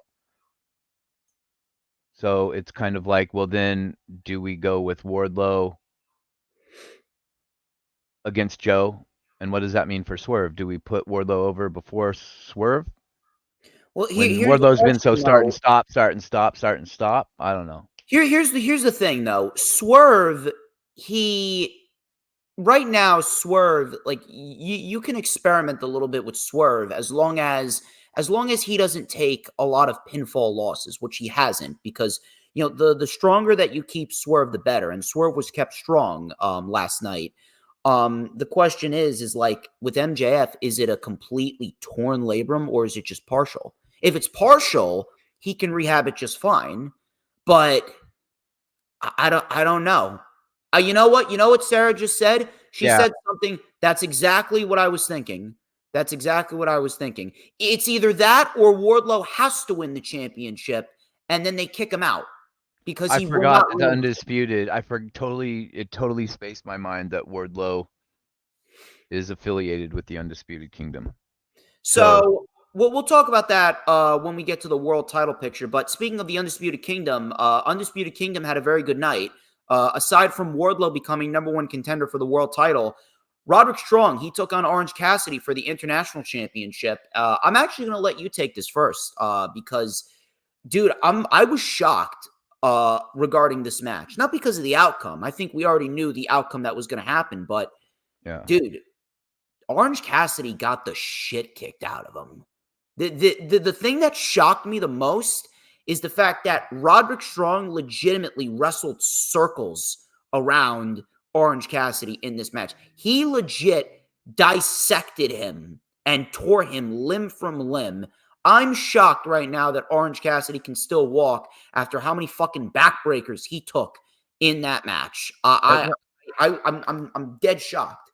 What's awesome about Roderick Strong is how when he goes to do a basic traditional old school wrestling move like a backbreaker or a rib breaker or something to that effect, the way he positions his opponent before he actually, it's not just traditionally backbreaker and that's it. Like the way he hoists a guy and spins him around into the move and puts his own little twist on it.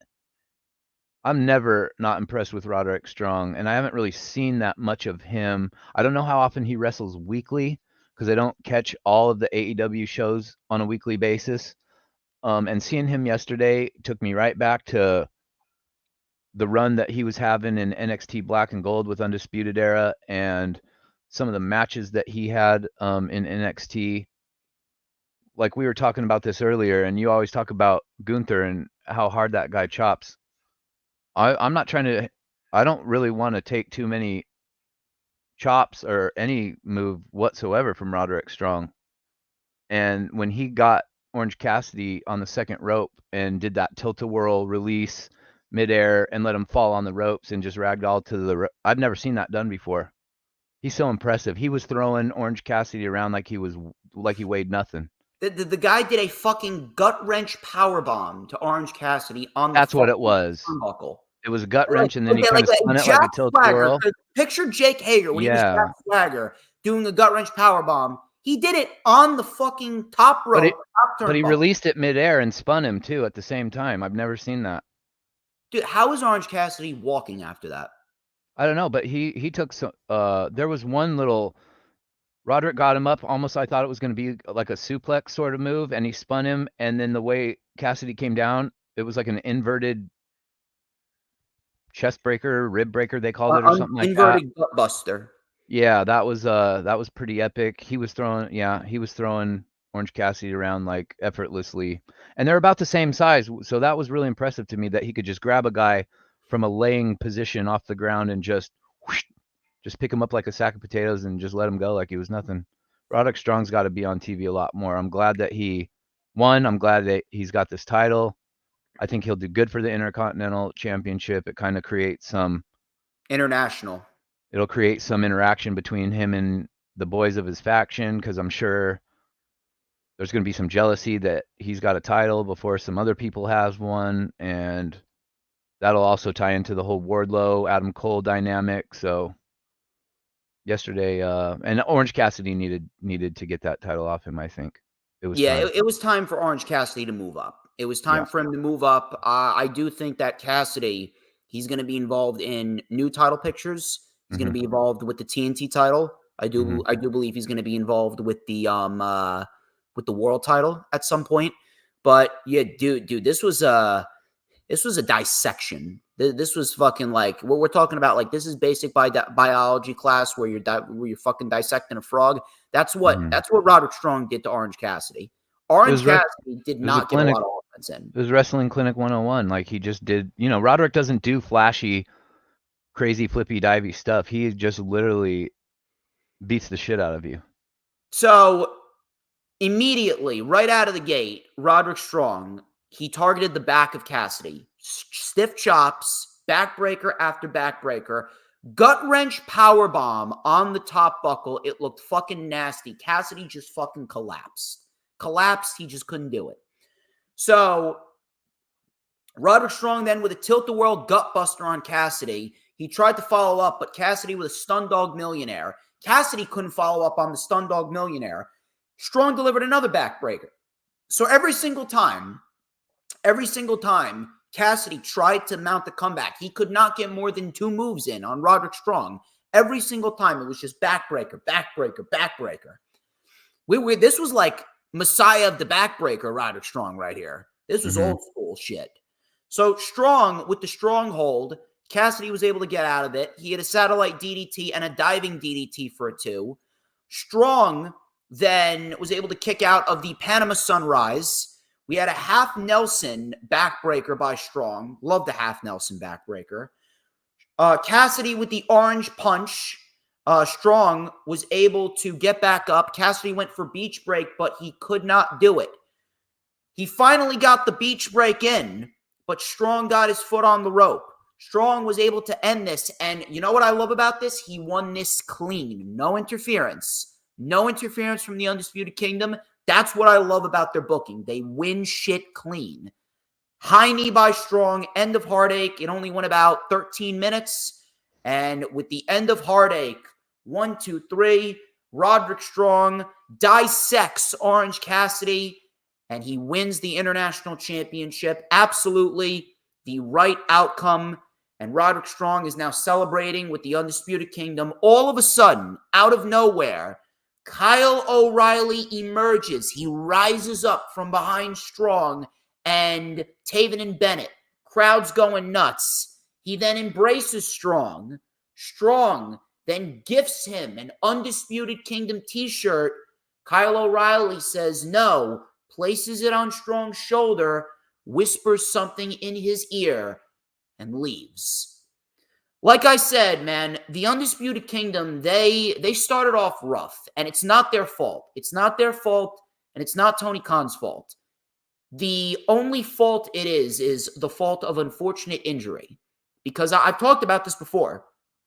The Bloodline, coming out of WrestleMania 38 2 years ago, the Bloodline was a dead faction. And it's not because they're not great. It's because they were on an island unto themselves. There was no one, and I mean no one, to stand toe-to-toe with them and look credible. There was no babyface to have them bounce their heel magnitude off of. And then in came Sami Zayn. And when Sami Zayn came in, Sami Zayn became the yin to the Bloodline's yang. Sami Zayn became that babyface that the Bloodline was able to work off of, which in turn made for a great story. That was going to be the case with MJF and the Undisputed Kingdom. It is of no fault other than injury that the Undisputed Kingdom does not feel as important as they should have, because MJF was going to be that babyface that the Undisputed Kingdom was going to use to elevate themselves up the totem pole and to elevate themselves to where their heel magnitude is at their highest. They can't do that with MJF injured. However, Revolution was a step in the right direction. Wardlow looked like a beast. Roderick Strong looked like a beast. And we got a story now with the Undisputed Kingdom, with Kyle O'Reilly now back in the fold. I think we're about to have ourselves a new member of the Undisputed Kingdom sooner rather than later. And it's going to come at the expense of Wardlow. Wardlow, whether he wins or he loses, Wardlow is ultimately going to be the guy that gets kicked out. Wardlow's going to get kicked out, and the Undisputed Kingdom are going to replace Wardlow with Kyle O'Reilly. And then in turn, Wardlow, he's going to have no one left to turn to but MJF. And then MJF and Wardlow, they're going to recruit FTR and then someone else. And it's going to be the Pinnacle versus the Undisputed Kingdom, potentially in Blood and Guts. If MJF has a partial labrum tear and he's rehabbing his shoulder, MJF could very well be back within the next month, for all we know. Again, I'm not a doctor, not going to pretend to be one, but if it's a partial tear, I'd like to believe that that will take less time to heal rather than a full tear. So if anything, if things play out correctly, we could be headed towards a major Blood and Guts match. Now, I'm not sure who the fifth man is going to be. Maybe it's Hangman. We don't know. Maybe it's Hangman, because Hangman, he was taken out by the Undisputed Kingdom. The Undisputed Kingdom made a lot of enemies. So if they want to, there's a lot of people that they could plug in to be the fifth man of MJF and Wardlow's group when they do the Blood and Guts match. But in the end, this storyline now with Kyle O'Reilly being back, Strong's the international champion, Wardlow's a threat again. I'd say the Undisputed Kingdom, they're slowly but surely making their way up the ladder, and they're slowly getting to where they need to be. They started off bad because of an unfortunate injury, but Revolution was definitely a move that was very much needed. They did what they needed to do, and Roderick Strong, he's now got Kyle O'Reilly breathing down his neck. We don't know what he said. So now it's all up to AEW now. They're going to tell that story of Kyle O'Reilly potentially joining the Undisputed Kingdom down the line. And then whenever this match with Wardlow and Joe is, that right there is ultimately going to decipher whether or not the Undisputed Kingdom will add Kyle O'Reilly into the mix. But Roderick Strong, man, absolutely kicked the shit out of Orange Cassidy. Yeah, absolutely facts. Shit out of him. And we got something to look forward to now. We got Kyle O'Reilly now in the fold. But what did you think of Kyle O'Reilly's return? And where do you think the Undisputed Kingdom is headed going into the future? People were saying, "Oh my God, Kyle O'Reilly," and I don't know if my stream had started slowing down or what. But I was like, "Where's Kyle O'Reilly? Where's Kyle O'Reilly?" And then I see him come out of the crowd or whatever, and I just had a feeling initially. I thought, okay, when he got in the ring, I was like, okay, they're gonna try to bring him into the group, and then I can't think of his actual name. I always call him Mr. Kanellis. Mike Bennett. Mike Bennett, sorry. He goes to give Kyle O'Reilly a shirt, and I knew Kyle O'Reilly wasn't going to take it. I just had that feeling. I thought a brawl was about to happen, because at first the way Kyle gets in the ring and he's looking all menacing behind Roderick Strong's back, I thought he was going to attack him, right? And then he didn't, and then I'm like, okay. And then I was like, okay, so he's going to join with them, but then he didn't join with them either. So I'm very intrigued what he said to Roderick Strong before he left the ring. And do you think, I don't know, Adam Cole just being wheeled down in the wheelchair, I had the thought, like, he can't still be injured. Like, he's got to be playing this. Like, Dude, I just feel like at some point he's just going to stand up His ankle's shattered, dude. I think he'll be back in about 2 to 3 months. I think he'll be back in May. But dude, his ankle. I wouldn't be surprised if they just carry on with him in the wheelchair and then they use it as kind of like he's actually been healed a lot longer than he was letting on type of deal to, the element of surprise. You think someone's injured and they jump up out of the wheelchair and you're like, what? I think kind of like how Linda McMahon did at WrestleMania 17. Correct. So are you saying that we could see Adam Cole end up costing Wardlow the world title because he knows that Wardlow's not going to give it up to him when he's fully healed? I think we're possibly more than likely heading that direction, yes. then when does this world title match take place? Does it I don't take know. place That's why I'm saying at Business? having the contender match before come on, obviously before the main event match threw in so much confusion to me. I don't know. I haven't had enough time to think that far down the road. Well, then if that's the case, then what can you see happening then? Do you see this blood and guts match happening with the Pinnacle versus Undisputed Kingdom? Because here's the thing. Yeah. When O'Reilly came back, I had a feeling, yeah, he's not joining now, but he will later down the line. But the question is, when does this title match take place? Because when the title match takes place, that will then result in the turn, and then O'Reilly will officially become a member of the Undisputed Kingdom. I'm wondering if they do sort of like a fast track title match, maybe on a Dynamite with Wardlow, and give his title match on a weekly show as opposed to a pay-per-view. And I was thinking, like, if they did that, if they say, okay, his title match is, let's say they give him his title match at Big Business, you could right away start that storyline going. You wouldn't have to drag it, because we've got like what, 7 weeks until Dynasty?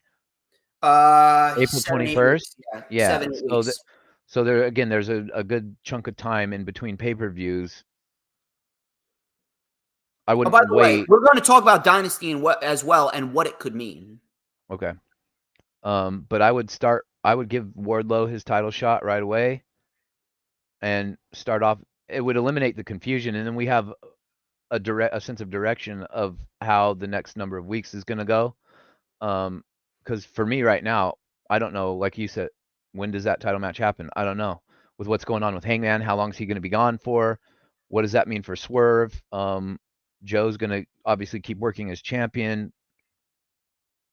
Yeah, a lot of questions. A lot of Mhm. questions. So I don't have an answer for your question as to when you would do that title match, but I feel like for Wardlow's sake, for the Undisputed Kingdom's sake, because of the hits they've been taking due to injuries with their storyline, give Wardlow his title match sooner rather than later and have Undisputed Kingdom do what they're going to do, and then maybe we'll have a more clear direction as to where Wardlow's going in this number one contender position.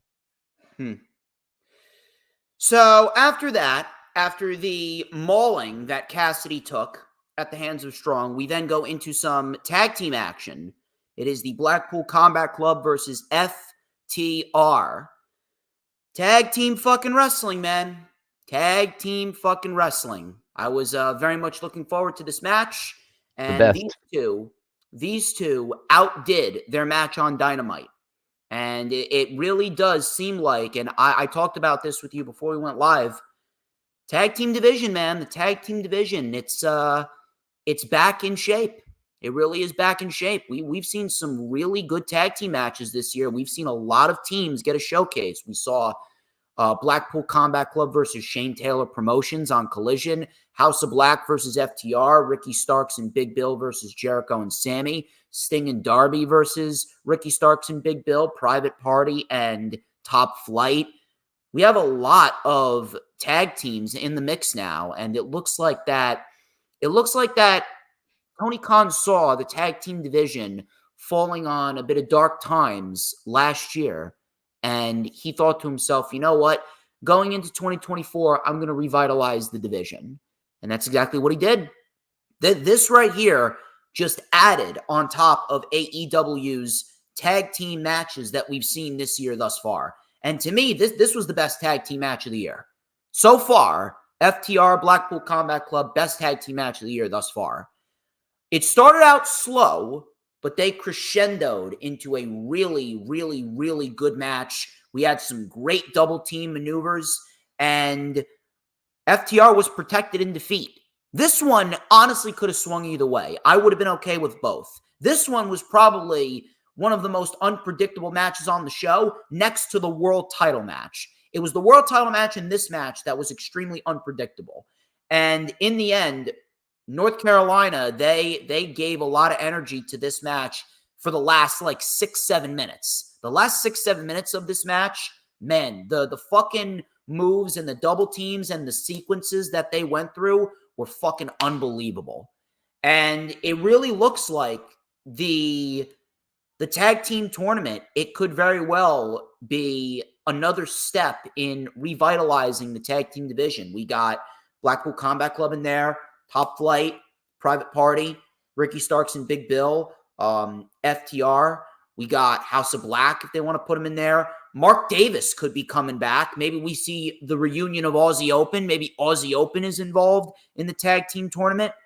Best Friends as well. I believe Chuck Taylor's cleared. So we got the Best Friends in there.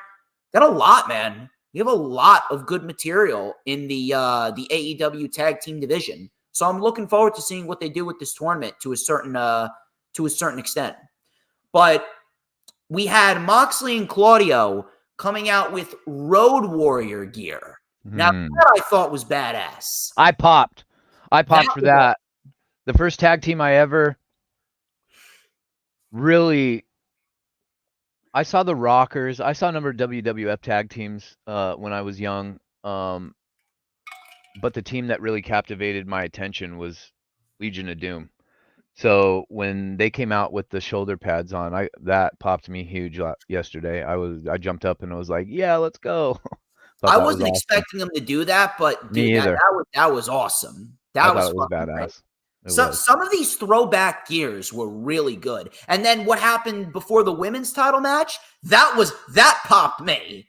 What happened before the women's title match? But we'll talk about that after this match. But they came out in Road Warrior gear, and to me, I thought to myself, you know what? I can't help but feel like this is trying to just spit in the face of FTR, because Claudio and Moxley, up until last year, they weren't a real tag team. So it's like they're almost trying to spit in the face of FTR, like, well, what the fuck are you gonna do now? Well, now look at us. We got the matching fucking gear. So I thought that was a nice little dig at FTR. But so Cash was isolated before he got a tag to Dax. Dax hit a crossbody on Claudio, roll up for a 2. We had a lariat to Cash for a 2 count. Dax was bleeding. Dax was then bleeding. Claudio, this was great. You know what this reminded me of? This reminded me of American Alpha versus the Revival. We had Claudio in a doomsday device, and he caught, I believe it was Dax, coming off of the top in a power slam off of the electric chair that he was in. It reminded me of when Gable did the same thing to Dax all the way back at NXT TakeOver The End back in 2016. That I got flashbacks from that. So that got a 2 count. We had an air raid crash combo by the BCC for a 2. Moxley then traded strikes with Dax. Dax with a pop-up powerbomb. Shout out to Kevin Owens. We had the stuffed pile driver. Stuffed pile driver connects. Tope Suicida by Cash on Claudio. Moxley kicked out. Claudio, now this was my favorite spot of the match right here. This was my absolute favorite spot of the match. Claudio, might I remind you that this man is 46 years old, 47 years old. Claudio and Moxley set up FTR. Dax Harwood was on the shoulders of Moxley in an electric chair. And Claudio steps up on the ropes and does a fucking springboard uppercut off the top rope to Dax, sending Dax to the floor off of Moxley's shoulders. Fucking step up uppercut, doomsday device combination. I don't think I've ever seen anything like that. Cash then with a crossbody onto Claudio to break up the pin. Crowd was chanting AEW, AEW. Moxley with a cutter. Giant swing by Claudio on Dax. Moxley with a drop kick. 1, 2, and we had a kick out. Moxley then bit Cash in the head. Dax then spit blood back at Moxley, like just kind of a little fuck you to Moxley, like fuck you. You want to bite my head? Spit the blood right back at you. So we then had a shatter machine after Moxley kicked out of the Doomsday device. So we had the Doomsday device, Moxley kicked out, shatter machine on the money, which looked beautiful, and Claudio was able to pull Moxley out of the ring and save it. Tope Suicida by Cash. This looked fucking brutal. Tope Suicida by Cash, and in midair, in mid-suicide dive, Cash was in the air. This wasn't just like a measly stop where, oh yeah, he's in between the ropes, so he's going to be cushioned. No, Dax was in mid-fucking air, and Claudio hit him with an uppercut. Absolutely cracked his neck up. Absolutely unbelievable. Moxley then with a Death Rider. Dax was able to kick out and then roll up Moxley. I thought that he had him there. Close 2 count. Moxley then rolled over into the rear naked choke. And then Claudio came in, rear naked choke on Cash. Double chokes. FTR did not tap out. They passed out. FTR was protected in defeat. And Moxley and Claudio get the win. And afterwards, they were staring at each other. They gave each other a little nod like, yeah, you know what? Listen, I'm not going to shake your hand, but I'll give you a nod because, you know, you gave us a fight. And FTR gave the nod right back. And it ended up being a great match. It ended up being a fantastic match. Started off slow, but it ended up being a great tag team match. And if you're asking me, man, I would not mind Moxley and Claudio becoming the new tag team champions. I did not think that they would work this well as a tag team. Now, granted, they're working with FTR, but dude, Claudio and Moxley were out there working like a well-oiled machine. I did not think that Claudio and Moxley would have that much chemistry. Really, really, really good stuff right there. Great tag team match. Could have swung either way. I was fine with the Blackpool Combat Club taking the win for multiple reasons, but I will let you say what you want to say, and then I'll talk to you about why I'm loving Moxley and Claudio in this tag team division. But ball's in your court. So my favorite wrestling is tag team wrestling, and there's an element to tag team wrestling, I think, that you just don't get watching singles matches. My favorite ever since I can remember has always been tag teams. And so I was real excited to watch this match. I started thinking back in my mind during this match of the tag teams in AEW, how good their division, how good the tag team division is. If they were all healthy and working and active, they've got probably the best tag team division in the business on any roster. And I'm just like, man, I'm so blown away. And then I thought about it, I was like, made me think about the Briscoes versus FTR and their trilogy. It made me, and then I started thinking about all, like, I keep coming back to one constant in all these matches, and it's FTR. I mean, if they're not, like, if you ask me who my favorite tag team was, I'm going to always say the Briscoes. If you ask me what tag teams I'm into right now, I would say BCC. I would probably say a bunch of names before I even got to FTR. But then the one constant in all of these feuds and matches that I have in my mind is FTR has been a part of mostly all of them. So for me, that automatically just elevates them to the top of the heap, regardless of if they got a title, if they're winning at pay-per-views. They beat the shit out of whoever is in the ring with them. And when you're facing a Moxley and a Claudio, they're also going to beat the shit out of you. And by the end of that match, FTR is over by the ropes on their knees. And like you said, they weren't going to shake hands or whatever, but they nodded like, as a, you know, that was their little sign of respect. Like, yeah, we acknowledge you type of deal. I could watch those guys literally fight every week. If you, if you booked them for Dynamite every single week, I would be okay with it, just because I know what we're going to get every time the four of them get in the ring. I get a little squeamish. I'm a germaphobe. So the getting the guy, you know, getting somebody's blood all over the other guy, and then Moxley sitting there, and it's like, I've seen guys get spit on before, but it's usually like a wad that hits a guy. This was like a stream that seemed to get into Dax's eyes, and his mouth was open, and I was just like, whoa, like, oh my god, bro, like, please stop swapping bodily fluids, like, I'm gonna get sick. But that also brings an element of like grittiness, griminess to the match. You know, it just lets you know, like, these guys are not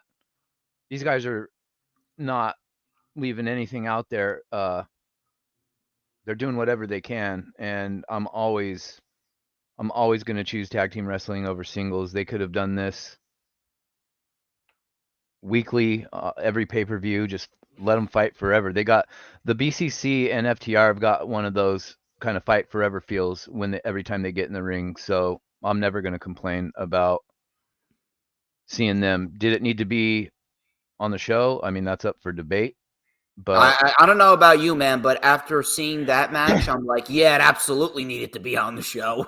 yeah, and I'm confused kind of by the booking of BCC because it seems like they usually have a tag match and a singles match at a show, and they always usually win one and lose one. And I don't know, and sometimes they Because swap. it's because they're very versatile. That's why, because you can plug them into anything. Yeah, I just wonder what the plan is by having. I felt like FTR needed that win, to be honest. Did they though? Because they were recently just coming off a big steel cage victory with Garcia against the House of Black. See, Well, what's to the point me, of having them win that and then losing this? I would have. because right now FTR is they're kind of like Bryan Danielson right now. They're kind of like the Bucks where they don't need a championship in order to remain relevant, and they Right. don't need a championship to even be in a match on a show. You just put them in a match on the show. And this was a very simple story too. Similar to Eddie and Brian, this was a very simple storyline too. Because the BCC have been going out there and they've been saying, everyone wants to come out here and celebrate. Everyone wants to come out here and celebrate their victories. We don't fucking celebrate. Right. This isn't a game to us. We go out there and we make sure that people take this shit seriously when they're with us. We make sure that these people take us and take this job and this business seriously. You either step the fuck up or we're stepping on you. And FTR stepped up. It's a very simple storyline. And FTR is like, they pretty much told them without actually telling them, like, let me tell you something. We're not just happy to be here. We're here to prove that we're the fucking benchmark for tag team wrestling. So I'll tell you what, we'll step to you and we'll fucking kick your ass. And that's exactly what we got. Yeah. The BCC, I had a thought and my brain just lost it. So what I remember. So given what transpires the rest of the evening and what we learn at the scrum regarding the tag team division, it makes sense, I guess, when I think about it, to have the BCC win because FTR is already, we know that they're a team. They're not going to, I mean, I know they had Dax doing a bunch of single shit when Wheeler was off doing his court stuff that he had to deal with. But they're a tag team through and through. That's what they're always going to be. So with this impending tournament, I think maybe BCC getting a win kind of lets the crowd know, maybe for the foreseeable future, maybe Claudio and Moxley get put into this tag team tournament, I think is what's going to happen. I think they're going to win the whole damn thing. Oh, yeah, that could be. You know why? And I'll tell you why this is a great thing. Number one, this is a great thing because it boosts the tag team division up as a sense of, hey, this is a legit fucking division. We're going to have Claudio and Moxley, the Blackpool Combat Club, in there, and we're really going to put them in these matches, and we're going to get some real raw and gritty tag team wrestling. That's number one. Number two, it gives Claudio an opportunity to be a champion again in AEW. Right. Because right now, all he has is his 2 runs as Ring of Honor World Champion. I was going to say, he actually gets to be an AEW champion. Yes. Now, listen. He was a great representative. His second reign as world champion was very good. And the matches that he had with Kingston and AR Fox and fucking Pac and God knows how many other people, his matches as Ring of Honor World Champion were awesome. Yeah, he deserved that run too, in my opinion. Yes, he deserved that run. So he's already got a world title underneath his belt. Mm-hmm. But now it gives him the opportunity to be a champion on AEW TV, and it takes Moxley out of the singles division and gives more opportunities to other people that want to break out in the singles division. People like a Sammy Guevara, a Jay White, a Ricky Starks, or a Kazuchika Okada who's coming in. Or it gives more of an opportunity to someone like a Wardlow in there, a Roderick Strong, who's the international champion now. it takes him out and puts him in the tag team division to help out not only the division, but Claudio as well. And on top of that, I mean, he's pretty much been selfless these last few months. He lost to Rey Fenix at Grand Slam. He lost to Orange Cassidy at Full Gear. He put over Eddie Kingston at World's End.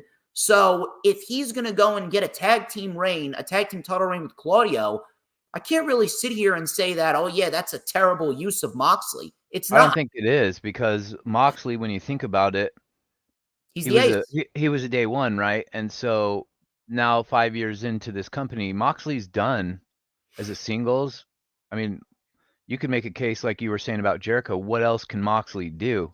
I mean, you can have him do a number of things, right? But in terms of, I would love to see him as a TNT champion, but as of right now, I mean, the tag team titles, I think they would benefit from Moxley. I think this is more interesting going forward with Moxley, putting him in the tag team division, because I feel like as a singles wrestler, since he's already been fighting the Kenny Omegas and been at the top of the card and been AEW champion, fighting for a TNT, I don't know. I feel like with who's down in that division now, I feel like that's almost demoting Moxley. I get like he would be enhancing the people down there and help building them up, but I feel like, dude, Moxley's bulletproof.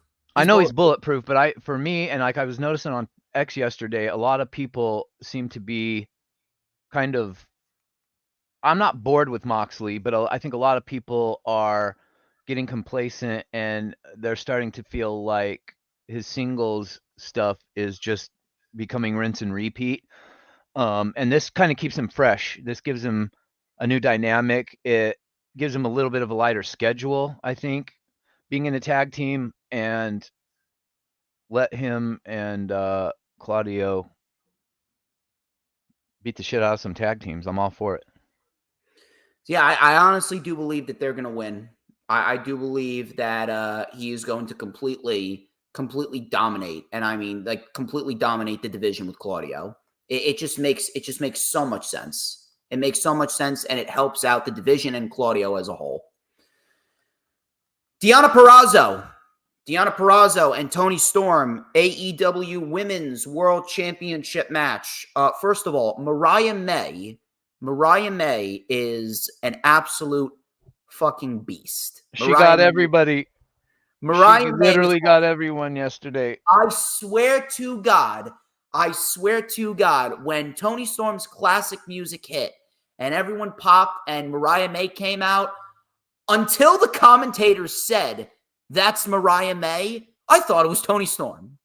Well, initially, I had said Mariah May because she's got the straight, long blonde hair, right? So as soon as they show her, I thought, well, Toni Storm has the short. No, it's like curled up. It's curled up. That's why. So she could easily let it flow down. But oh my God, dude. Right. And I thought at first, though, I said Mariah May out loud to my buddies. And then they start to zoom in. And I'm like, oh, wait, no. They must have just put a weave or a wig on Toni Storm. That's Toni Storm as they're zooming in. And then, so it was like, initially I had it right, but it was so good that I was like, oh no, that's Toni Storm, not Mariah May. I'm like, well, that's like NXT Toni Storm. I'm like, what's going on here? And then Toni Storm comes out and I was like, holy shit, it's not Toni Storm. Like, what's happening? that was fun. They really got me on that. Yeah, that was a good spot. Whoever made that call, fucking awesome. And it kept Mariah May looking like the obsessed stalker that she is of Toni Storm, right? Well, let me tell you something here. Mariah May, though, like as a singles women's wrestler, Mariah May's fucking great. Like she looks like a pretty face, but that woman can hit hard. Right. Now, unfortunately, there was no way that they were going to follow Blackpool Combat Club and FTR. No, they got stuck with the piss break match, unfortunately. And here's the crazy part about it. It wasn't even like it was a bad match. It wasn't. It was just a placement. Bad match. Somebody had to get that spot. I thought that it was going to be the scramble match that got that spot. You could have made a case they could have swapped places for that, and maybe the crowd would have been a little more lively for this match. But everything that had happened leading up to that, there was a lot that the crowd got to cheer about up until that point. And you know with the final three matches that were on the horizon, yeah, I kind of figured. I'm actually, though, surprised that the crowd was as quiet for this match as they were. I think they could have been a little more vocal, but it Well, is yeah, what it is. because here's the thing. Like, this match had a very good build. Yeah. Like, the build between Purrazzo and Toni Storm, they told a very good story. Mm-hmm. They told a very good story, but I'm going to have to bring this up again. Aside from the fact that they were placed in a bad spot, and this is what I will say. If they wanted to, they could have kicked the show off with this. They could have kicked the show off with this match, and the crowd would have still have been lively for Garcia and Christian and Eddie and Bryan and every other match that followed. If they would have had this match at the start of the show, then I'm telling you, the crowd would have actually responded a lot better. Now, the second thing that I have to bring up, and I know for a fact that you had the same vibe, and you were thinking the same thing when we talked about this back at Full Gear. I don't think you were on the. Were you on the rundown or the rewind for Full Gear? I don't think you were. I've been on enough times now to have lost track. Yeah, I'll have to take a look, but I don't think you were on anything Full Gear related. But I remember talking about this during Full Gear. Similar to Jay White and MJF, no one genuinely believed that Deonna Purrazzo was going to beat Toni Storm. And it's not because she's not great. It's because it's too soon. It's not her time. Why she just got here? Yeah, exactly. Similar to Jay White and MJF. Why would you take the title off of MJF when he's going to hit 365 days? And then on top of that, Jay White, as of right now, it just wasn't his time. When it's your time, you feel it. Right. Even though Jay White is great, and even though Jay White is a world championship caliber wrestler, he was never going to beat MJF. He wasn't. Same thing with Deonna Purrazzo. Deonna Purrazzo is not going to beat Toni Storm because why would she when you got Mercedes coming on in? The end goal here is ultimately going to be Mercedes versus Toni, with Mercedes winning the championship, whenever that may be. The one thing that disappointed me is no Jamie Hayter. You could have easily have had Jamie Hayter come on in, and I was actually shocked. I was shocked that we did not see Jamie Hayter at all. I was actually disappointed that we didn't see Jamie Hayter, and I would have loved, even if it was just for a one-night pop, I would have loved to have seen Jamie Hayter come out and reassert herself into the division, because that way you could have potentially built up a Jamie Hayter and a Mercedes, and those two women could be fighting over the right to challenge Toni Storm. Then it would have made the women's title picture a little bit more unpredictable and a little bit more exciting. I agree with that, but I wasn't disappointed not seeing Jamie Hayter, just for the fact that I feel like that's coming in 2 weeks. I honestly feel like there's been this weeks and weeks of anticipation and build that Mercedes Moné is coming into AEW. Then we get the advertisement for Boston with the dollar signs, right? So then we're like, okay, for sure, that's going to be the debut of Mercedes. Now, a lot of times in wrestling, when they will show a vignette for weeks and weeks at a time of a new talent getting ready to come in, a lot of them times I remember as a kid, when we finally got to the point where it's time to unveil the person in front of an audience that we've been watching vignettes for, or there's been a lot of anticipation for this person coming in, doesn't somebody usually come in to spoil the debut or the surprise? I honestly think Jamie Hayter is going to spoil the surprise of Mercedes Moné in Boston. I think that's coming. I can see that. I can definitely see that.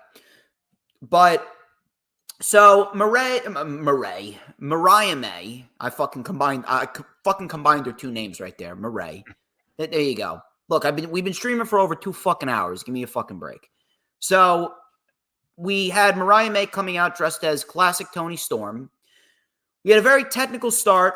Toni then with a mule kick to Deonna, although I don't really know how that would work out because Deonna does not have a pair of balls. But regardless, Toni then slowed the pace down. Deonna mounted a comeback with a couple of lariats and a high knee and a Russian leg sweep. Flatliner for a 2 count. Toni Storm with a hip attack and a DDT for a 2. Toni with an ankle lock. Deonna with a boot. Luther caught Toni. So then we were getting some classic timeless Toni Storm shit. Deonna then dove off the middle rope, and she dove onto both of them and took them out. That was probably the best spot of the entire match.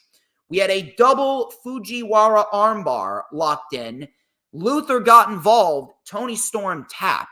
So I'm assuming that they're probably going to have Deonna float around the women's title picture just a little bit more. So after Toni tapped, Deonna had to take out Mariah May, and then Toni Storm with the Storm Zero, and she won like that. I was actually shocked that it only took one Storm Zero to win. I actually thought that they were going to have it go just a little bit longer, like another 2-3 minutes. But all it took was one Storm Zero, and it was ultimately the timeless Toni Storm gimmick that was Deonna Purrazzo's downfall. It wasn't a bad match, but I mean, you could have put this match on a Dynamite, and it would have been better received. It was just in a very tough spot. It was probably the most forgettable thing on the show because of the bad spot that it was in and the fact that no one genuinely believed that Deonna Purrazzo was going to beat Toni Storm and win the women's championship because you got Mercedes coming in, and the biggest match right now that they could do for the women's division is timeless Toni Storm versus Mercedes Moné. And no one, and I mean no one, was following that Matt Classic between the Blackpool Combat Club and FTR. But I still was a little disappointed that we didn't get Jamie Hayter. I at least thought we were going to get 2 big returns. We were going to get O'Reilly. I actually wasn't expecting O'Reilly. But I wasn't either. I thought we were going to get a return. But we got O'Reilly. I thought we were going to get Jamie Hayter too, but we didn't. I think Jamie Hayter's coming because I honestly think she's got history with Toni Storm when she comes back. And then Mercedes is going to come in wanting to go after the title and Toni Storm. Jamie Hayter's going to have something to say about that, like, hey, don't forget about me, bitches, type of deal. And that could possibly set up maybe a 3-way between them or whatever they're going to do with that. But I honestly got the same vibe at the end of this match with Toni Storm as I did with Christian Cage's match.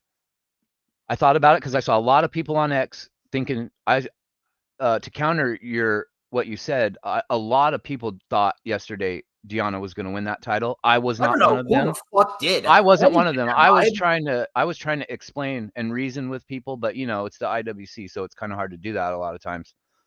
But I got the same vibe in that after it was over, because I kept thinking they're probably going to have Deonna win. I was just trying to think about, I guess, based on what I heard other podcasters saying in the IWC and what I saw on X and things like that. So when Toni Storm won, I thought, you know what? This is the Christian Cage thing. Tony's elevated this title to a level that no Britt Baker, no Riho, nobody that's held that title before her has gotten the belt to the level that it's at now. And I honestly feel like that's why Toni Storm retains, is because, like you said, Deonna just got there.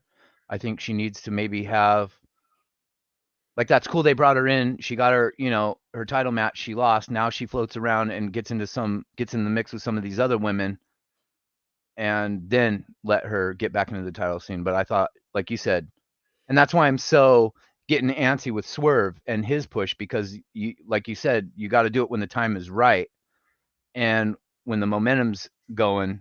And I feel like, Swerve has had this momentum for a number of months now, and it's like they're teetering on if they're going to throw Wardlow in that, this and that. It's like, come on, man, you got to strike while the iron's hot. But Toni is just on a different level with that title. So until somebody can come, it's going to take Mercedes coming in and Jamie Hayter coming back for me to really feel like, okay, now she's got somebody that I can legit see getting the title from her. I just don't think Deonna Purrazzo's had enough time in the company to build her status up to that level yet. So there's only one other woman besides the two that we just named that I can honestly see taking it off of Toni, but I don't know where she fits, and it's Chris Statlander. Because Chris Statlander's, she's fucking great. Yeah, and they got her intertwined with this whole Stokely Hathaway Willow thing that they're doing, so I don't really know. I'm glad that they got multiple storylines going on in the women's division, but, Right. And you can sense that they do have storylines going on in the women's division, and we're getting a lot of women's showcases. So I got no problem there. There's just an overabundance. It's like you can't put everybody into the title scene at once. Exactly. It's a good problem that they have. Yeah. I'll tell you what else was a good problem that they have. It's a good problem that we have so many great males singles wrestlers, and two of them will go by the names of Konosuke Takeshita and Will Ospreay. Yeah, always a great problem to have a Will Ospreay on the roster, huh? Dude, holy fuck. Dude, I don't even know what match on the show. I don't even know what match on the show I would consider my match of the year thus far. I'm torn right now between this match and the main event. When they announced this match, the first thing I typed on Twitter was, this is automatic match of the year. And so far, everything I've seen in both companies up until this point for 2024, this is my match of the year. Dude, and you know why? You know why this match is so great? And I was a little shocked, but at the same point in time, I wasn't, because they're slowly starting to drag this out. The reason why this match was a great thing to book was because this is now step one towards getting Will Ospreay away from the Don Callis family. Because let's be honest here, Will Ospreay doesn't need the Don Callis family. No, and they planted seeds of that. They planted seeds of that on Wednesday, didn't they? Yeah, they did. And on top of that, it looks like Aussie Open is going to be reunited with Ospreay as well, and Ospreay is going to be leading his own family. Now, is Kyle Fletcher still part of the Don Callis family, or did he get kicked out? He is. Oh, he is. No, he is. He's Ring of Honor. But he came out by himself, right? He came out on his own, though. He didn't come out with the Callis family. Yeah, he came out on his own because he's been having visa issues. So that's why he was gone. Yeah, but I'm saying yesterday he came out to greet Will by himself. He didn't come out with the Don Callis family, so I thought that was interesting. Yes. And he's also Ring of Honor World Television Champion. That's right. And he's representing that title very well. It looks like we could get Ethan Page versus Kyle Fletcher at Supercard. So that could be a good moment for Ethan Page there. Yeah. But we also got Fletcher and Ospreay on Dynamite. So we're about to be witness to another match of the year candidate. Yeah, man.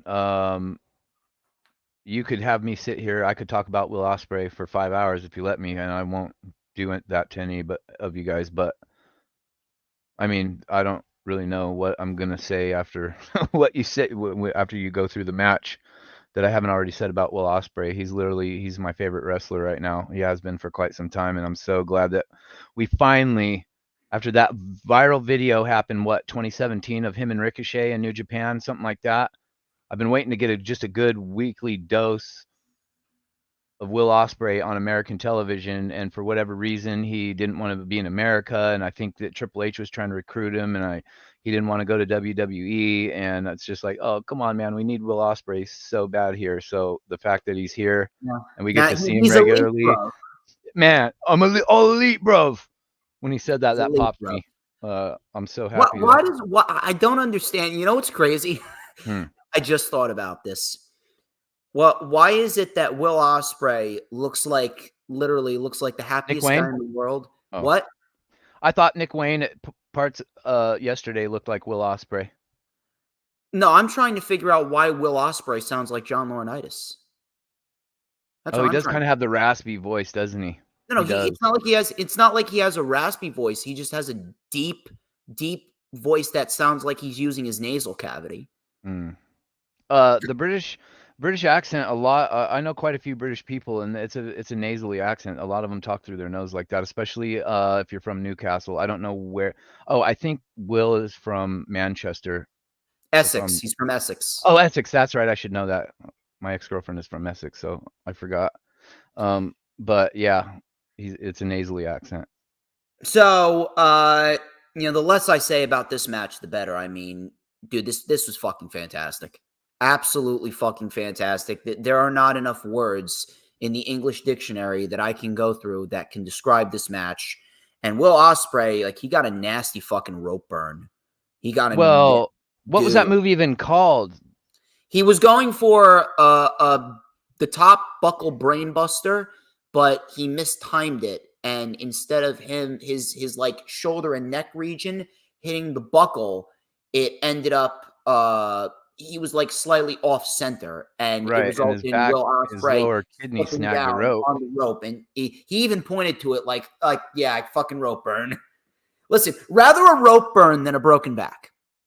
Yeah, well, first I thought he was gonna he got dumped on his head, and I'm like, oh no, and then he stands upright, and immediately you see his lower back, and it was like, oh my god, bro, that spot looked like it sucked so bad. Dude, He even talks about it at the burn. scrum. He said it was an awful spot at the scrum. God. So both of these guys back and forth, couple of fast moves here and there. Springboard forearm, neuralizer, big plancha by Ospreay, tope con hero by Takeshita, diving senton, but Ospreay got the knees up. German suplex, Ospreay kicked out. Another German by Takeshita, Spanish fly by Ospreay. Both men are down. Now, this is where shit started to get hard-hitting. Ospreay delivered a fucking discus elbow, and I swear to God, I thought... He hit him in the temple, didn't he? He hit it. I swear, the point of his elbow. Right fucking here. I swear to God, I thought Takeshita was either legitimately knocked out or his fucking eyeballs went into the third row. Yeah, man, I thought I saw something go fucking flying. The crack that hit made when he hit him with it, I was like, oh. And and then we thought that was bad. So Takeshita gets up and he's like, all right, motherfucker. And he just uncorks a right forearm. And Ospreay, you could just physically see him. It's like his fucking soul left his body. And Ospreay just fucking collapses in a heap off that forearm. A real underrated part of Will Ospreay's arsenal, in my opinion, because everybody talks about what they see from his offense, and he's got the smooth transitions. He can do a move and transition right to the top rope in the blink of an eye in like one movement, and you're like, how did he get up there? He's so fluid in the ring, but his selling is not talked about enough. Will Ospreay sells like a champ, dude. He really does. And that wasn't even the craziest thing that happened. So Ospreay and Takeshita both countered power bombs. We had a thrust kick and a tiger bomb by Ospreay for a 2. This was one of my favorite spots in the match right here. We had an Oz cutter caught by Takeshita in midair into a beautiful Blue Thunder bomb. I don't know, man. I think Takeshita may have a better Blue Thunder bomb than Sammy. And he was kind of like, you could tell when he was spinning him around, he started to go sideways, like he went off balance, and he still, I think it made the impact of it seem even more like, oh shit, like the velocity he gets when he's spinning you up and around before he plants you in that Blue Thunder bomb it's more impactful. It looks like a harder hit than even Sami Zayn's Blue Thunder bomb. I mean, he literally just goes all out for that move. Dude, it's a sick move. I would not want to take a Blue Thunder bomb from Takeshita. It's a sick move. So the crowd's chanting fight forever. We finally had an Oz cutter. Takeshita kicked out. Ospreay, we had a big punch by Takeshita. Ospreay barely rolled his shoulder up. We had a brain buster by Takeshita on the top buckle. He was off center, and Ospreay got a fucking rope burn, which looked absolutely fucking nasty. Thank God it was just a rope burn and not like a back issue. Ospreay barely kicked out. We then had a Stun Dog Millionaire, Poison Rana. Takeshita got back up, Cradle Tombstone, German suplex transition by Takeshita, Hidden Blade by Will Ospreay. It was just one after another. Cover. Takeshita fucking kicked out at 1. Everyone in the Greensboro Coliseum's going nuts. Crowd's going insane, chanting AEW. We had a clothesline that turned Ospreay inside out. Ospreay with the Styles Clash. Takeshita kicked out again. Tiger Driver 91 by Ospreay. Hidden Blade 1, 2, 3. And Will Ospreay gets the victory in what was an absolutely fucking fantastic, and I mean a fucking fantastic match. I'm still trying to wrap my head around it. I don't know what the fuck? And I really don't know what the fuck these guys were even thinking, but holy shit, these guys are absolutely fucking insane. And Will Ospreay, man, Will Ospreay absolutely should be one of their top tier baby faces. With MJF out,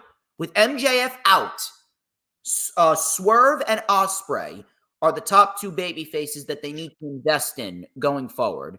If there's one thing that this also proved, it's the fact that Takeshita needs to continue to be a priority. This is the third singles match that Takeshita has had this year.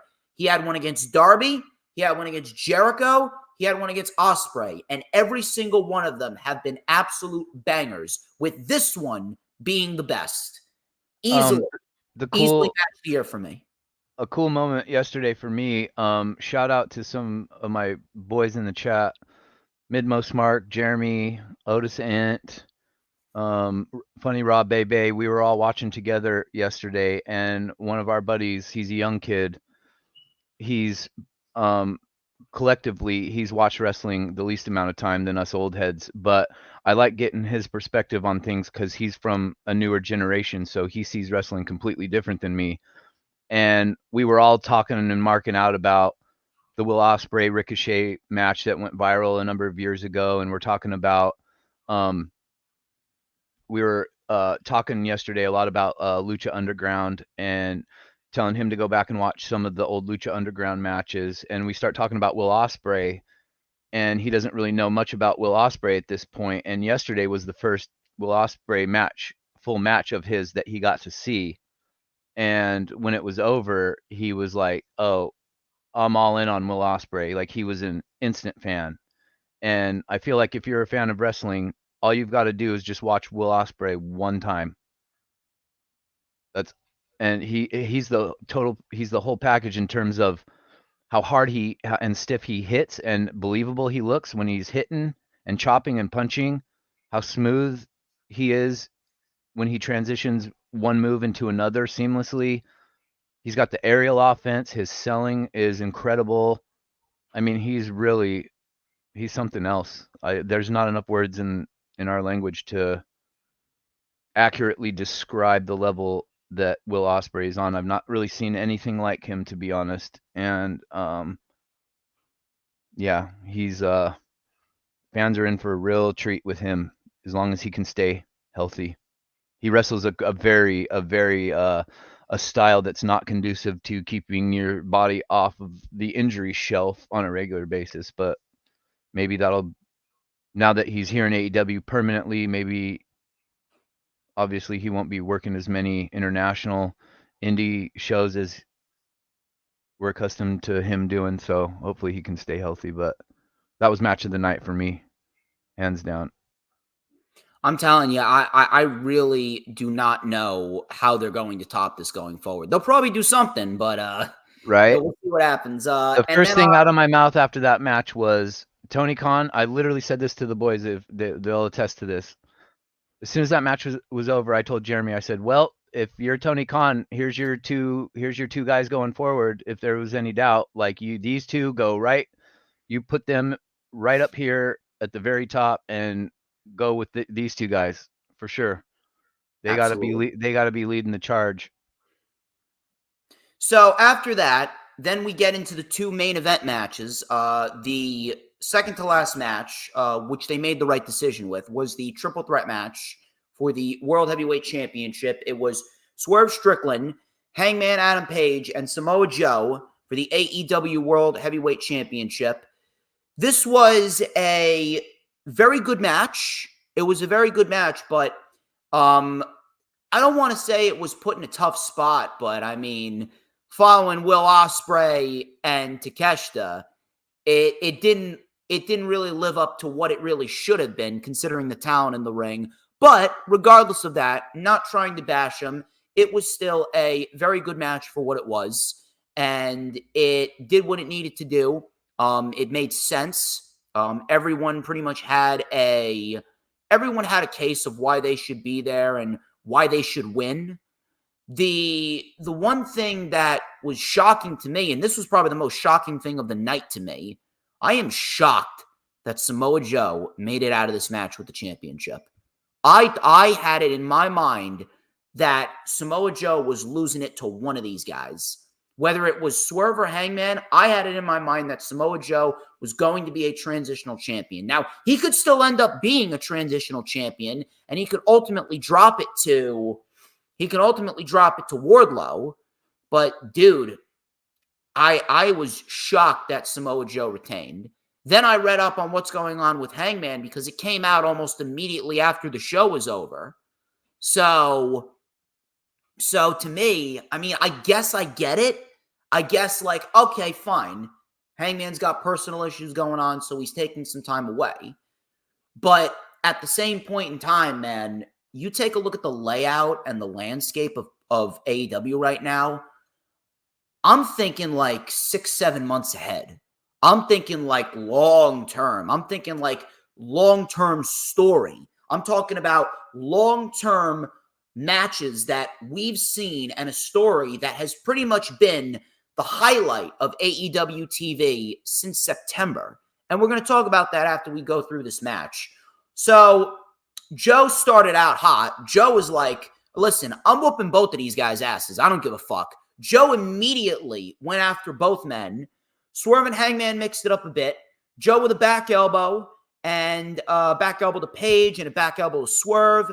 We had a drop kick on Page, power bomb by Joe. Page kicked out. Joe with a crossface. We had a power bomb by Page and Swerve on Samoa Joe. Page then punched Swerve. Swerve laughed as Page was punching him. Joe broke up the pin. We then had Page with a moonsault into a tombstone, which looked very nice. Joe saved it. Powerbomb by Swerve. Roll through into a sheer drop brainbuster. Joe then saved it again. So Joe was playing saver over here. He was saving the match. Fall after fall after fall. Joe was there. Joe was there. Joe was there. So Swerve was up on the top rope. Joe hit a muscle buster on Hangman. Hangman was taken out. Swerve with the Swerve stomp. House call on Joe. Swerve with a house call on Hangman. And Hangman was able to kick out. We then had Swerve with a DDT. DDT out of the corner. DDT out of the corner on Samoa Joe by Swerve. Swerve then went up for the Swerve stomp again. Joe kicked out. And Page then pulled the first referee out. I think it was, who was it? I think it was Paul Turner. I think it may have been Paul Turner. Yeah, Paul Turner was the first referee. He pulled him out and then just started beating the hell out of Paul Turner. Crowd was booing. It was music to my ears, and I was loving it. I was loving it. It was just playing out so perfectly. So then, Swerve is pissed off. Page then got the title, hit Swerve in the head, hit him again. Page with a buckshot lariat on Joe. No referee in sight. Another buckshot lariat. A second one. And there was no referee. All of a sudden, Bryce Remsburg comes sliding in. 1, 2. Joe kicked out. I actually thought Page won it right there. So Page, he was pissed off. He's going at it with Bryce Remsburg. Joe then reversed the third buckshot lariat into a coquina clutch. It was locked in. Swerve with a spiral tap, which looked awesome. Spiral tap. I don't think I've seen a spiral tap in about at least 4 years. The last time I remember seeing a spiral tap was at NXT UK TakeOver Blackpool 2 when Tyler Bate faced JD McDonough when he was Jordan Devlin, and Tyler Bate hit a spiral tap in order to get the victory on Jordan Devlin. So I haven't seen a spiral tap in a while. So after that, after the spiral tap, both men were down. How do you remember all this shit? Because I have it written down. No, but I mean about like Tyler Bate and JD McDonough when he was Jordan Devlin in some match however long ago. Like, I don't know how you remember these things. Dude, that was at the beginning of 2020. Dude, I remember everything. You remember the beginning of 2020? Yes, when we were operating under normal terms. Good Dude, Lord, man. I remember everything. I have the memory that some people wish they could have. Yeah, I used to. Time, age happens. I will not be losing it. Trust me. So after the spiral tap, Swerve took Nana's crown and he said no. He said no. Swerve threw the crown back at Nana. So Joe ended up taking advantage. And we had Paige seeing the ref. Swerve was locked in a coquina clutch, and Paige took the ref out again. So he took out Paul Turner and he took out Bryce Remsburg because the man is obsessed to make sure that Swerve does not become the world champion. So, he didn't even try to hide it. Hemsburg, he just waffled it. He just straight socked him and just tossed him out, exactly. out the ring. And I was loving it. I was loving it because this is Shivani screaming for suspensions to come and all kinds of stuff on commentary. It was wild. This is exactly what he needed to do, and this is what I was waiting for. Like now, there's no questions about it. Now, Hangman, he's the villain. Hangman is not the hero anymore. Right. So then after that, Paige took out the ref again. We had a lariat by Paige, a lariat by Joe. Joe then was caught with a buckshot lariat by Paige. Swerve with a buckshot lariat out of the corner. Swerve was hyping up. The crowd felt like Swerve was going to do it. All of a sudden, we had a JML driver by Swerve. Paul Turner was coming to. Joe, out of nowhere, with a half-and-half suplex. Swerve is out. Swerve was then trying to stop Joe from locking in the coquina clutch, but he locked it in anyway. And Hangman Adam Page taps out to prevent Swerve Strickland from becoming the world champion.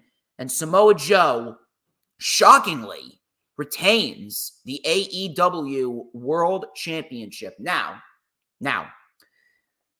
the match was very good. And I don't want people to misconstrue what I'm saying. I am a Samoa Joe guy. I've been a Samoa Joe guy for a long, long time. I've been a Samoa Joe guy since he was in TNA. And I am happy that he is getting a longer reign. And I am happy that he was able to get at least one title defense on pay-per-view. But I don't know. I don't know, man. I can't really sit here and say that this was the best outcome. I don't know, man. I can't really say that this was the best outcome. Listen, I understand this may piss you off, but this is about long-term booking and long-term storytelling. Swerve and Hangman is the best storyline that AEW has ever told since Hangman challenging the Elite and fighting Omega for the world title. It was that, and then this. Swerve and Hangman have been fighting since September. And it was a feud that pretty much started, it started all because of Swerve wanting Hangman's spot. And it snowballed into a blood feud. It snowballed into a blood feud that took a turn in 2024 where Swerve and his popularity just rose above everything else to a point where it drove Hangman insane. And Hangman is now the villain because of his obsession with not being able to beat Swerve Strickland and the fact that he cannot allow Swerve to become world champion because of what he did to his infant kid. How he just left a t-shirt with his infant kid and said, "You're indebted to me forever." But Swerve and his popularity, it's just so big right now. Swerve's star power is just so big that it surpassed Hangman. Hangman is not the hero. And I've stated this numerous amounts of times. The next chapter of this story is now being written with the roles reversed, with Hangman as the villain and Swerve as the hero, because everyone wants to see Swerve make history. Everyone wants to see Swerve become the first black AEW world champion. So much so that the fact that Hangman's trying to prevent that, it has caused him to lose his mind, lose his support with the audience, and completely lose himself. Mm-hmm. That is why Hangman winning would have been the best option, because with Hangman winning by pinning Joe, it would have still kept Swerve, quote unquote, undefeated against Hangman, number one. And number two, dude, I don't know what they're going to do for All In, but in my eyes, there is no bigger match. There is no better story. There is no better two men that you could do for All In the main event for the world title than Swerve and Hangman. Can you imagine? Can you imagine Hangman Page as the world champion, as a heel, with the crowd booing him because they wanted Swerve. They wanted Swerve, and Hangman prevented that. Hangman is keeping Swerve away from the world title. Swerve rebuilds himself, fights Hangman in front of 60,000, 70,000 people at All In, and then wins the world title from Hangman and closes out a one-year story with Hangman Page. And now Swerve has finally taken Hangman's spot. And then after All In, Hangman goes insane. And we talked about this. I said that my dad told me that Hangman has the makings of a Randy Orton-esque heel. I'm talking about 2009 Randy Orton-esque heel, where he doesn't give a fuck and he will do sadistic shit. That was the story.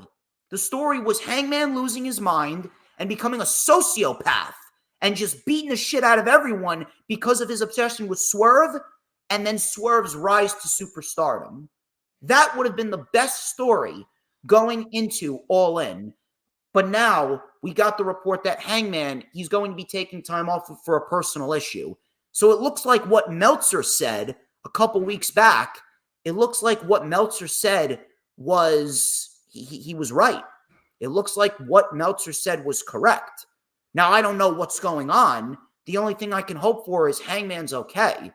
But I don't know, man. It almost seems like Hangman being out, for one reason or another, it's not his fault. It's a personal issue. It's not his fault. But I don't know, man. It almost feels to me like Swerve needs Hangman in order to close out this story.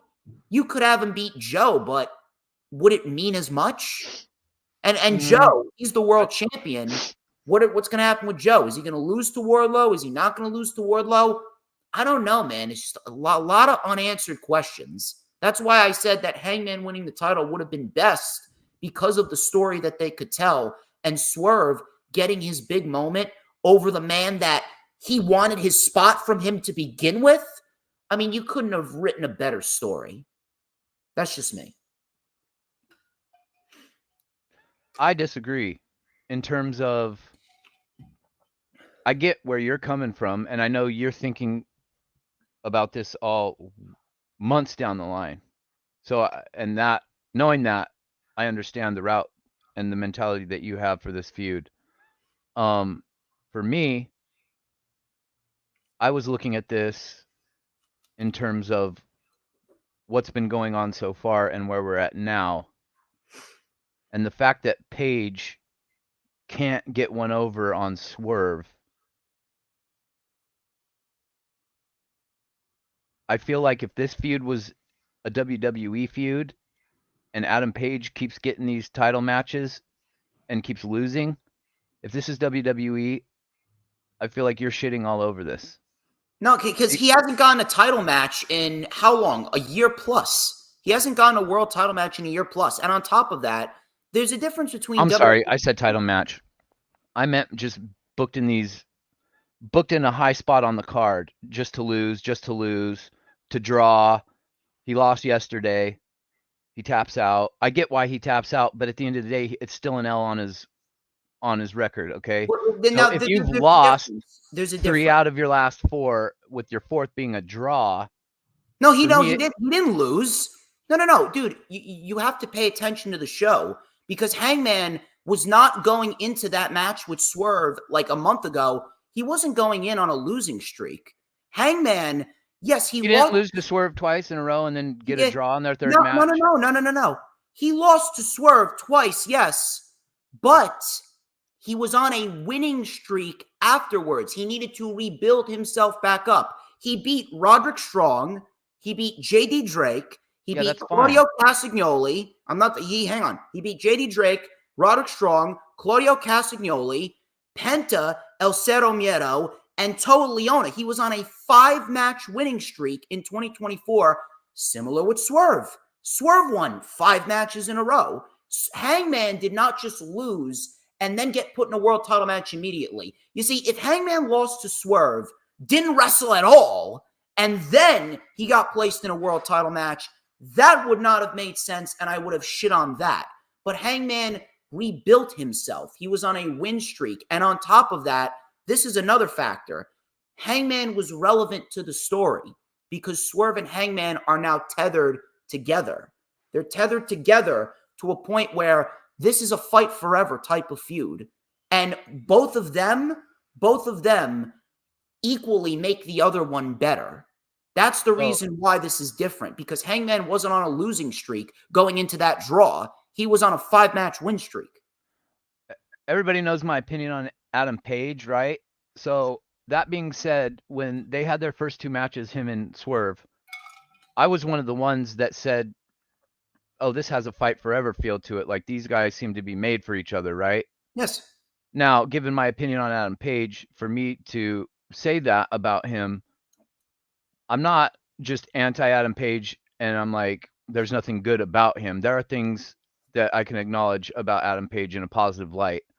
This feud with him and Swerve is probably my favorite feud he's had in AEW this far. I'm speaking about Adam Page. For Over me, Moxley. regardless of his win streak to get him qualified to be in this match yesterday, what have you, I feel when I'm talking just about their feud that they've had, him and Swerve, he can't get one over on Swerve. So I was a little irritated that he got another chance yesterday, because I don't want Joe to be a transitional champion. I want him to get, he doesn't need to have the belt for like a year, let's say, but I want him to have a nice, decent run with the title, given where he comes from and how badly botched he was in that company. I'm a total Samoa Joe guy, and so I'm like, okay, he can't be a transitional champion, so how do we do this? Based on what's happened with Page, I knew right away yesterday when he started attacking referees that he was obviously due for a hiatus. So I'm like, okay, Adam Page must be going away for some bit of time. That allows Joe to continue on with the title. However, how long with the title, I'm not sure. I honestly think when they announced Dynasty yesterday, I'm like, oh, that's probably where Joe's going to lose the title. But I wouldn't necessarily have him. For me, no way, no how can Page win the title before Swerve. He already has. But again, the point is in this feud, I mean. Like, I wouldn't give the title off of Joe to Page and have Swerve keep chasing like you were stating. I wouldn't do that at all. I feel like that's going to completely kill Swerve's momentum. You would not want to get a bigger and better moment for Swerve. Because here's the thing. Him winning in front of 16,000 people, that's fine. But him winning in front of 60,000, 70,000 people, and if you crown the first black AEW World Champion at, realistically, what is your WrestleMania?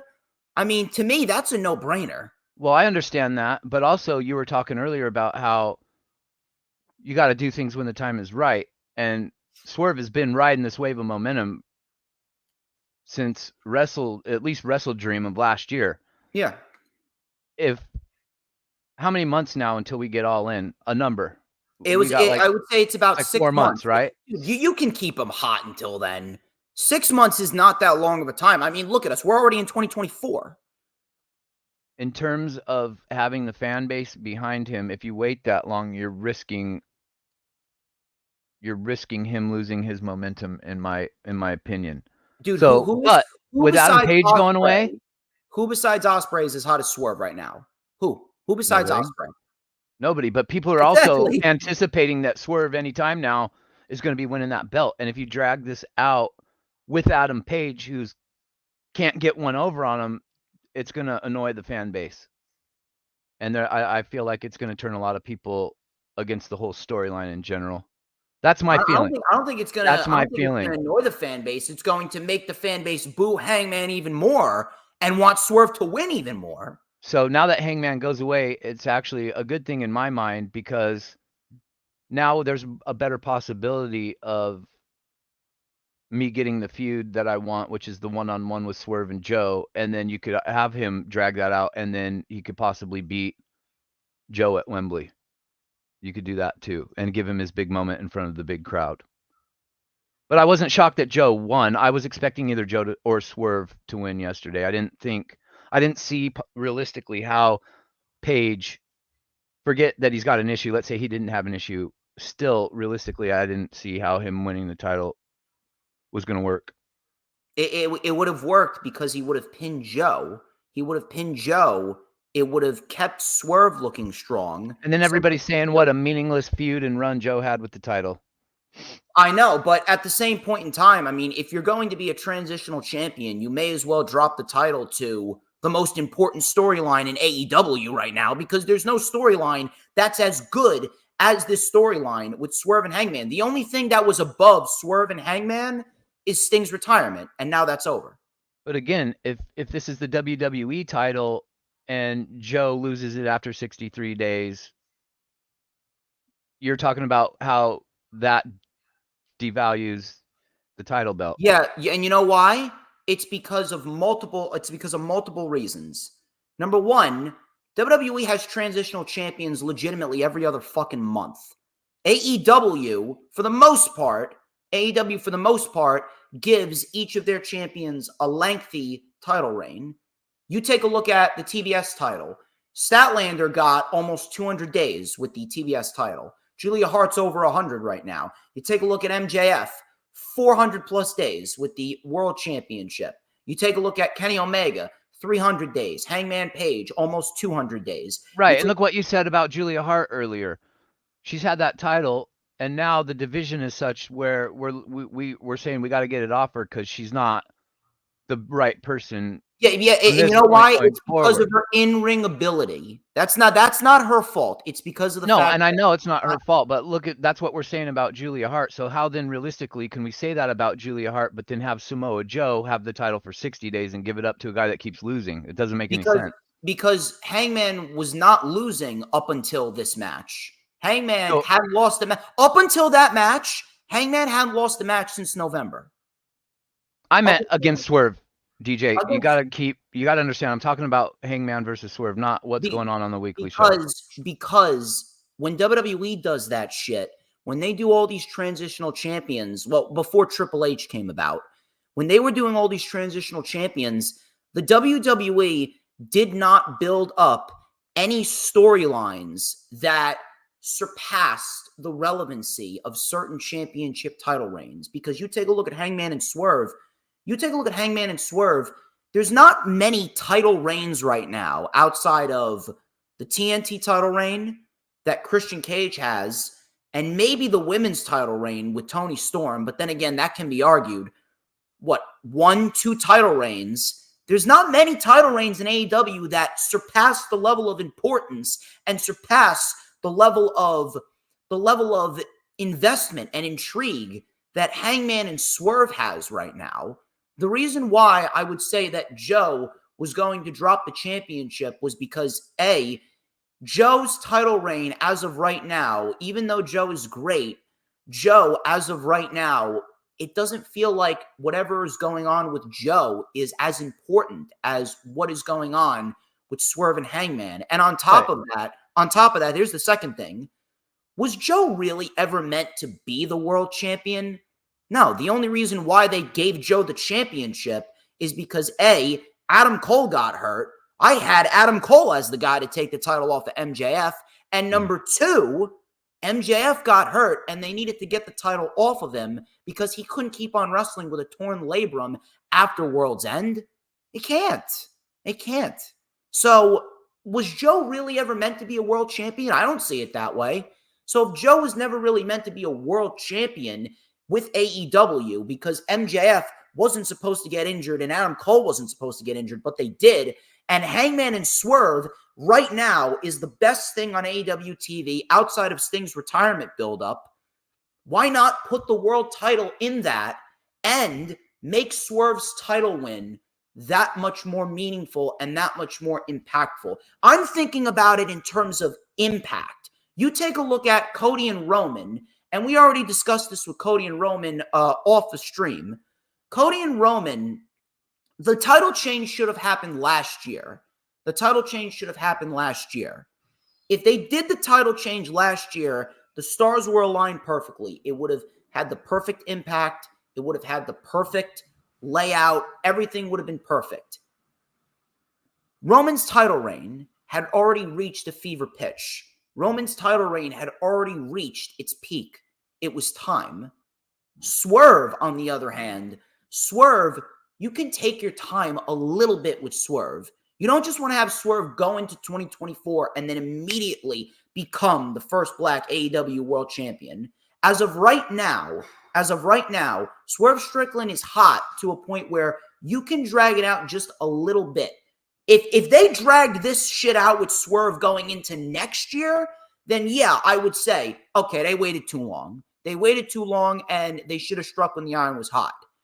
But if they gave it to Hangman to have a 6-month reign, give him a nice, decent little reign, and on top of that, there's more guys for Hangman to face rather than Joe, because Hangman, you could have gotten Hangman and Wardlow if they wanted to rebuild that storyline with the Undisputed Kingdom, and Hangman and Wardlow makes sense because the Undisputed Kingdom took out Hangman, so that makes sense.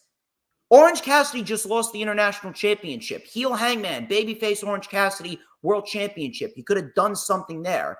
You could have done something else with plenty of other people in there. You could have built up some new guys to fight Hangman, ultimately resulting in Swerve still taking the title off them. That's the main difference between if they would have done it in WWE versus if they would have done it in AEW, because WWE has not built up an important storyline like this that has really surpassed the relevancy of a title reign like this storyline with Swerve and Hangman has with Joe's title reign. There's just a lot to take in. There's a lot to take in, and there's a lot to get rolled up here. I think what they're going to do is the way I said earlier. I think they're going to give Wardlow his title shot sooner rather than later. I think it's going to look like Wardlow's about to go over and win, and in a panic move by Adam Cole, so he's going to orchestrate something to take Wardlow out of that, which is going to set up a feud for the spring and summer with Wardlow and the Undisputed Kingdom for Wardlow to get his actual full title shot at a later time, which then buys time for whatever's going on with Joe, Swerve, and Hangman for the next number of months. I think that's the way they're going to go. That makes the most sense. The thing. I don't know what main event's all in then. What main event's all in? There's no better story than Swerve and Hangman. So if they're going to have a main event for All In, Swerve's going to have to be the champion, and Hangman's going to have to be the challenger. And if anything, or you take into account that I know life happens, and sometimes it's not necessarily our fault. So whatever this issue is that Adam Page has to deal with, depending on how long it might only keep him out a week or two, but it might keep him out longer. If he's gone for, let's say, a couple of months, I don't see realistically how you put him in the main event at Wembley. Exactly. So that's a problem unto itself. The only other match that I could honestly see main eventing Wembley, if they want to, is Swerve as the champion, and he is defending against MJF, because they did tease that before MJF lost the title to Joe. They teased that before MJF went out with injury. But at the same point in time, is he going to be ready? Well, here's the thing, too. We don't know what's going to happen. We don't know how much of a rocket Tony's going to strap to Will Ospreay.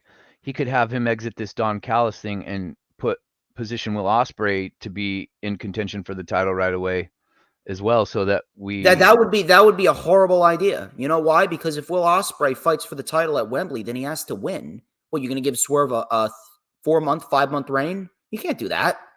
Swerve needs to at least be champion for at least 200 days. Swerve needs to be champion for at least 200 days. Yeah, and I think Will Ospreay's got to. I think you've got to do him in Pac at Wembley, to be honest. That's the thing. Like, what do you do for the main event at Wembley? There's no better match, at least in my eyes. There's no better match than Swerve and Hangman. I It's would the just most important story. if Hangman can't do it, you just I guess you just let Joe run with the title till Wembley and then have him lose it there to Swerve.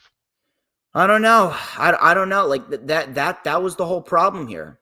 Again, it's not Hangman's fault that he's got a personal issue going on, but Hangman winning would have been the best possible outcome because right now we got more questions than we do answers. Like, what's going to happen? We don't know. Here's the thing. Sometimes unpredictability isn't always a good thing, and then predictability isn't always a bad thing. AEW Dynasty is official for Sunday, April 21st. I'm looking forward to that. AEW, and on top of that, you know why else this is a great thing? This could very well result in that HBO Max streaming deal. This could result in that HBO Max streaming deal that's going to open up AEW to new eyes. It's going to gain them a new fan base, and it's going to help them overall because I heard from Andrew Zarian that AEW could be a cable/streaming service hybrid where we could see Dynamite stream on both cable and on the streaming service. And if that's the case, we got multiple avenues of exposure for the product. So then no wrestling fan has an excuse to that they can't get their eyes on the product. Exactly. That's actually a good thing to have it on TV and streaming. That's actually pretty smart. Exactly. So I'm looking forward to that. Main event. Isn't that around the time of somebody's birthday, April 21st? Well, my birthday is on a Tuesday. My birthday's on a Tuesday. That is going to be on April 2nd. That is the most important date. Oh, that's right. That's right. We have literally the same birthday. Your birthday's a day before mine. That's right. Yep. I'm going to be a very nice rounded 25. Add 20 to that, and that's what I'm going to be. I don't know how rounded, but rounded in the midsection, but that's about rounded it. in the midsection. A quarter of a century. Quarter of a century, I'm going to fucking 100. Nice. I hope to God I don't live that long. Main event, baby. 3 hours plus. Holy shit. Oh, my God. I'm telling you, I'm probably going to get scolded by someone in my family for going 3 fucking hours. Well, we're almost done. This is the final match, right? Yes. All right. Main event. Sting and Darby Allin versus the Young Bucks Tornado Tag Team match for the AEW World Tag Team Championships. I was half right. When I predicted that the tag team titles would have main evented an AEW pay-per-view and the Young Bucks would have been involved. I thought it was going to be the Bucks and FTR. But we did get it for the first time ever. The AEW tag team titles main event to show. Take a look at the shows in the last 6 months. All Out was main evented by the International Championship. Wrestle Dream was main evented by the TNT Championship. And then we got the world title main eventing Full Gear, World's End, and now we got Revolution main evented by the World Tag Team titles. What show did the women main event? None so far. None so far. I thought they did. I thought they main evented. If we're going to get a women's main event, I would not mind if we get Toni Storm and Mercedes main eventing Dynasty. And she alluded on Twitter or X last week to Bailey. She said something to Bailey on Twitter along the lines of, "Wait till you see what I got and planned." And that had everybody talking, and I'm wondering if they're maybe going to go with an all women's show. I'm looking forward to it. So Ric Flair and Ricky the Dragon Steamboat were out there. It was nice to see them there. We had the Young Bucks coming out. They rose up from the stage like Cody. I noticed that. Classic Cody with the fucking, oh my God, I can't decipher what it was. It was like these custom-made robes. I said it looked like they stole the robes from the Bellagio Hotel. I know. And you know what? They were literal bathrobes, like Versace bathrobes. It was brilliant. And it was brilliant. The fans were just raining down booze on them This presentation of the Young Bucks is fantastic. I don't give a fuck what anyone says. This presentation of the Young Bucks is the best presentation that we've had. And I will be calling them by their God-given names of Nicholas and Matthew. Now, and remember, I don't want to get a $1,000 fine. So Young Bucks came out with these fancy robes.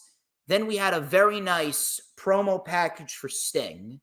And we had him going into an old school theater. So Sarah said Hugh Hefner robes. Yes, that's exactly what it was. Hugh Hefner. He wore a crushed velvet maroon robe all the time. I liked these black and gold ones that the Young Bucks had on. But they did. They looked like high-end, like expensive hotel bathrobes that they jacked. It was hilarious, I thought. And that facial hair, dude, like they got. Well, that's the thing. I was like, who the fuck is this guy? Because I was like, I don't recognize one of them. And I thought Nick was Matt. And I got totally confused. Nicholas. Yeah, Nicholas. Because I'm not used to seeing him with the paint on or the dyed dark facial hair. And it threw me off. I was like, who is that guy? It doesn't look like a young buck. And it was. So Sting went into an old school theater and it was dubbed the final showtime. And he was sitting in the theater and he was going through all of his moments in WCW and New Japan and NWA, a couple of TNA shots as well, and then in AEW. And then he's just sitting there reflecting and he goes, it's showtime. Showtime for the last time. And he's very, very, very somber. And then he looks directly into the camera with a motivated face and he goes, let's do this. So the lights go out. One of Sting's sons comes out dressed as Surfer Sting, USA Surfer Sting. And I actually thought that was the actual Sting for a moment there. And then we had his other son coming out as Wolfpack Sting. Wolfpack Sting, and my God, it was actually scary how much his sons look like him.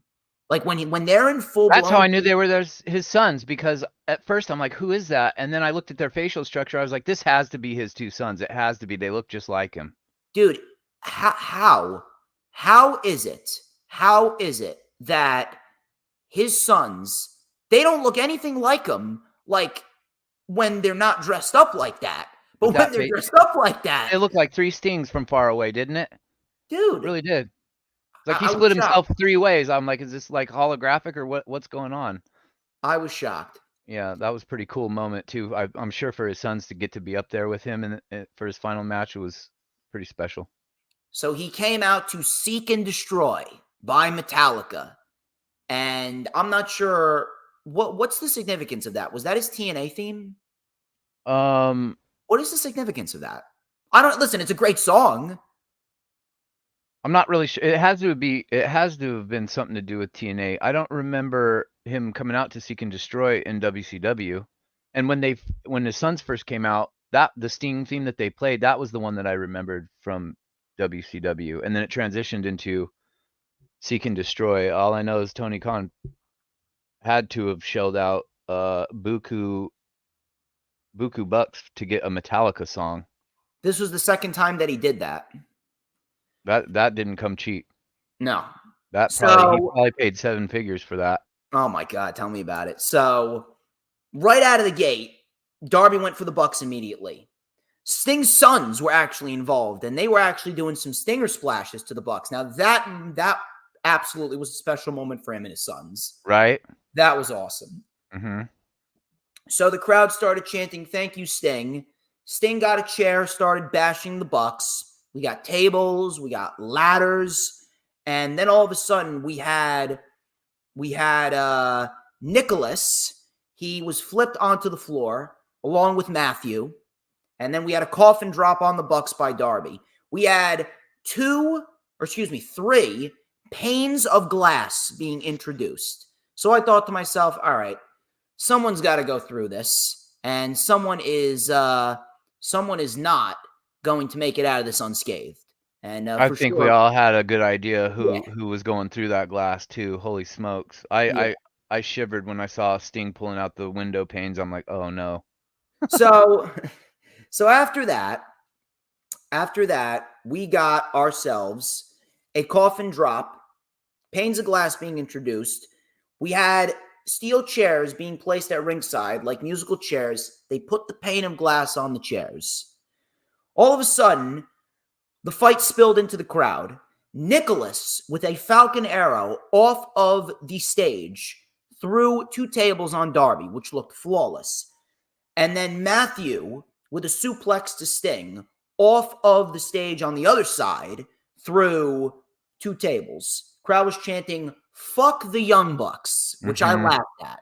And that's how I know, all right, this heel shit is working. This is working, and these two were the perfect opponents for Sting. So the Young Bucks then double powerbomb Darby onto a ladder.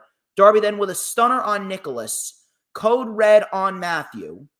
All of a sudden, Darby then bashed Nicholas's head onto the steps. Darby then put Nicholas on the pane of glass.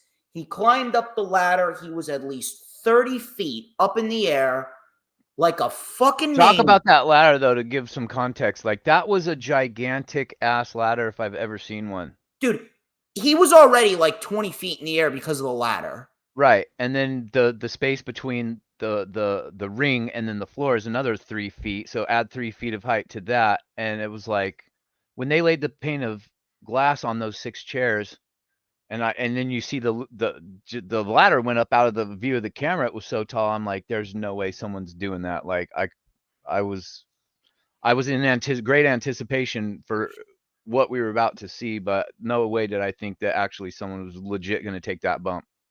Dude, it's Darby. It's Darby. He will take that bump. He will absolutely take that bump. Yes, actually, he will, won't he? Darby dove off of the ladder, swanton bomb through the pane the of shadow glass, realm. through the shadow realm, through the pane of glass, shattered everywhere. Absolutely shattered everywhere. Absolutely unbelievable. Absolutely unbelievable. And dude, it just sucked the wind. We've seen a lot of hardcore spots in wrestling over the years with tables and chairs involved and high heights and splatting onto the ground. I'm not sure if I've ever seen a human body hit a floor as hard as his body hit. I mean, it looked like he went past the first couple chairs and he landed more towards the outer ones.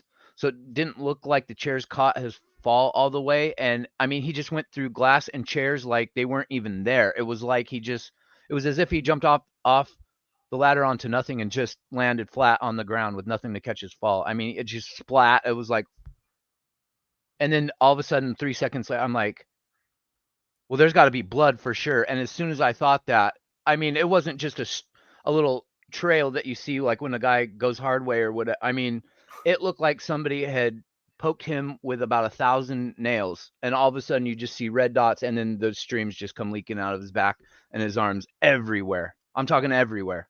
Dude, how is that man alive? How is he alive? And then when he shows his back, his shoulder was all tore open. Like it looked like just a big chunk of skin was missing. Oh. It was like somebody had peeled away his skin. Did you see what he said after the show? Like after the show, and he was doing a little promo with Sting after they went off the air. He goes, "All right, I think I'm going to give the last word to Sting. I'm going to go to the hospital in a bit." Yeah. And they just walked out. Well, and at the scrum, he's even sitting there, and you can tell because he's hunched over, and he's making facial expressions like you. I said this to my guys yesterday. My buddy last year wrecked his motorcycle, and in that wreck, it took 5 days of him going to the ER and having multiple sessions of them picking glass and gravel shards out of different areas of his body. So when Darby hit and I saw all that blood start to come out of his back and his arms and his skin was all ripped off, I'm pretty sure he's going to go through the same thing. Like, they're not going to be able to find all the glass in one night. Like, he's going to have to get multiple sessions of having chunks of glass removed out of his back. I guarantee it, which is crazy to even say. Like, that was probably one of the craziest spots that I've ever seen in pro wrestling. Facts. And the fact that, like, I didn't even realize that Nick Nicholas had moved out of the way. I didn't even see him in, like, on the chairs. So when Darby was climbing the ladder, I'm thinking in my head, but there's nobody there. Well, the camera was too quick and I was distracted or something. So I don't see Nicholas move out of the way. I thought Darby just literally climbed the ladder and just dove onto nothing on purpose. And so my first reaction was like, why did he do that? There was nobody there. But then the replay shows it happened very quickly. And I blinked and I missed it. But still, the fact that he stayed out there, I figured immediately they would take him to the back and make him, do a stretcher spot or whatever so that we knew, okay, Darby's RIP. Like, and to his credits, I don't know how he stayed out there with all the glass in his back. I don't know how he hung out with Sting at the scrum for so long. You could tell he was in obvious pain. He couldn't even sit up straight. Like, he was very, like, even answering reporters' questions, his facial expressions are all over the place. You could tell he was in a lot of discomfort. He's got a pain threshold unlike probably anything I've ever seen in wrestling, to be honest, because not only it's not somebody just doing that to him. He's literally putting himself through those spots and the mental shit you got to go through and in that moment, and you can't hesitate because it's got to all flow. So you don't have time to just sit on the ladder and like, okay, I'm about to do this. You don't have no time to self-talk and like, do I really want to do this? Like, you got to just do it without thinking. That's hard to do, especially when you're the one having to make the leap, knowing that you're about to go through 6 steel chairs and a window pane. Dude, like that. Hopefully he got a bonus on his paycheck for that. Oh my God, he better have. So after that, the doctor's attendant, he wasn't seen until the end of the match after that. Doesn't he got to go climb at Mount Everest in 3 weeks? Yeah, March 27th. I don't know how he's going to be fully healed from that. There's not a chance. Not a chance he will. Not a chance. So all of a sudden, we had well, what do we have? I lost my place over here. Okay, here we go. So Sting was able to fight back. Sting then put Matthew through a table. He put Matthew on a table, excuse me. He then climbed the ladder. Matthew chopped him down and powerbombed him through the table. Sting stood right back up. Crowd was going nuts because Sting, he's doing Sting things. Sting was then sent through another pane of glass. I'm glad that Sting had all those clothes on. All of a sudden, we had a scorpion death drop by Matthew. 1-2, Sting kicked out. Ricky Steamboat then took out Nicholas with a double punch, but then he was ultimately hit with a chair by Matthew. All of a sudden, Ric Flair came in, and he's like, no more. He's trying to make sure that the Young Bucks don't cause any more damage to Sting. The Young Bucks, all right. They go, all right. Fine. Then they go, fuck this. Double super kick to Flair. Flair goes down. Oh, Flair probably thought he had like 5 shots of vodka after the double super kick. They kicked him into oblivion. Oh my God, he probably thought he blacked out. So double super kick to Flair into oblivion. Double super kick to Steamboat. They took the tag team title belt to the face. 1-2, Sting kicked out again. Super kicks again to Sting. And this is what I loved about this. The Bucks go, we're not sorry. We hate you. Delivering the double super kicks. Sting, he was falling back. How'd he do that, by the way? Because I thought he was far enough back that would put quite a strain on your lower back to stop your. I don't know how he ended up doing that rise back up because I thought he was going down. That was incredible. He was like teetering, and then he rose back up. He did the chest beat. The same spot from Forbidden Door 2022, which was great. Same spot. Sting, double clothesline to the Bucks. Sting then with a scorpion death drop. Nicholas saved it. EVP trigger. Sting kicked out. A second one. This is where I thought it was the end. And if anything, I probably would have made this the end. EVP trigger. Sting kicked out at 1. Sting was then laughing like Joker Sting would. Sting wanted more. Super kicks again. They went for the Tony Khan driver before Nicholas was then sent through the table. by Darby. Darby came out, shoved Nick through a table. Scorpion death drop on Matt. 1-2, Matthew kicked out. Coffin drop on Matthew. Scorpion death lock on Matthew. It was in deep. Matthew taps out, and we got ourselves an excellent main event, probably number 2 on my top 10 matches of the year thus far. One of the best main events to an AEW show ever, and one of the best shows in the last 5 to 10 years. However, listen, I respect the fact that Tony Khan has booked Sting perfectly, and they gave Sting a proper send-off. That was an excellent, excellent way to have That's the best Sting send-off I've ever seen. Yeah. That dude, I have never seen a retirement match that good. No, The last- WWE always botches send-offs. They never do right by the person that's leaving, ever. Dude, Not the that I last can remember. retirement match that I felt was a great send-off was Undertaker Michaels WrestleMania 26. Yes. That was the last send-off match that I felt was done right. And Taker won that match, right? Taker won that match. Taker won that match. And I respect the fact that they did right by Sting. But, dude, I can't sit here and say that Sting should have won. Listen. Sting winning was a great moment, and he retired undefeated as a champion. But, I mean, dude, how many tournaments have we seen in AEW? Now, again, no disrespect. No disrespect to any of those tag teams. I'm sure we're going to get a classy, straight-up, excellent tag team tournament with the tag team titles being the most important thing, and the tag team titles are going to be, they're going to be in a position where they feel more important. They're going to be highlighted beautifully, and we're going to get a great tournament. But, dude, I fucking hate title relinquishment. I hate that shit. I get that. I cannot stand when someone wins a championship and they're not injured and they relinquish it. I think that What? I'm normally old school, and I like tradition. You know, I like to keep things how things are usually done.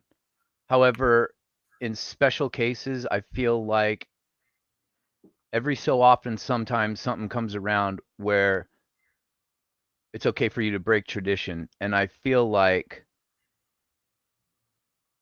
the kind of person that Sting has been to 40 years worth of wrestlers, the career that he's had, the fact that I don't remember a story ever of him rocking the boat behind the scenes, having drama with anybody, not willing to put someone else over because he feels like him winning is better. You don't. It's like he had the immaculate career in a lot of ways, and the fact that he was able to stay relatively injury free, to stay relevant as Sting for the last 25 years, when Vince took over WCW and there was really nowhere for Sting to go for a while until he transitions over to TNA, and then again there's nowhere really for him to go, and then he finally gets to come into WWE, and then he has to lose at WrestleMania to Triple H, and then gets injured to Seth Rollins, and that pretty much is his WWE run. We never get to see him in The Undertaker. I feel like yesterday, allowing him to go out on top, I don't think it was so much that he gets to say he retired as a champion. I guess that's just a little perk of him winning yesterday, but I felt like yesterday having him win was more about celebrating Sting than it had to do anything with the titles. I get you have to, the titles are what's going to be carried on now that Sting's gone. We still have the titles, so I get that. I get the people that didn't want Sting to win because they were champions and they don't like the relinquishment and stuff. However, I just felt like you got to go ahead and give that to Sting. He earned that. And when you hear Tony Khan at the scrum kind of talk about Sting after Sting walks away from the table,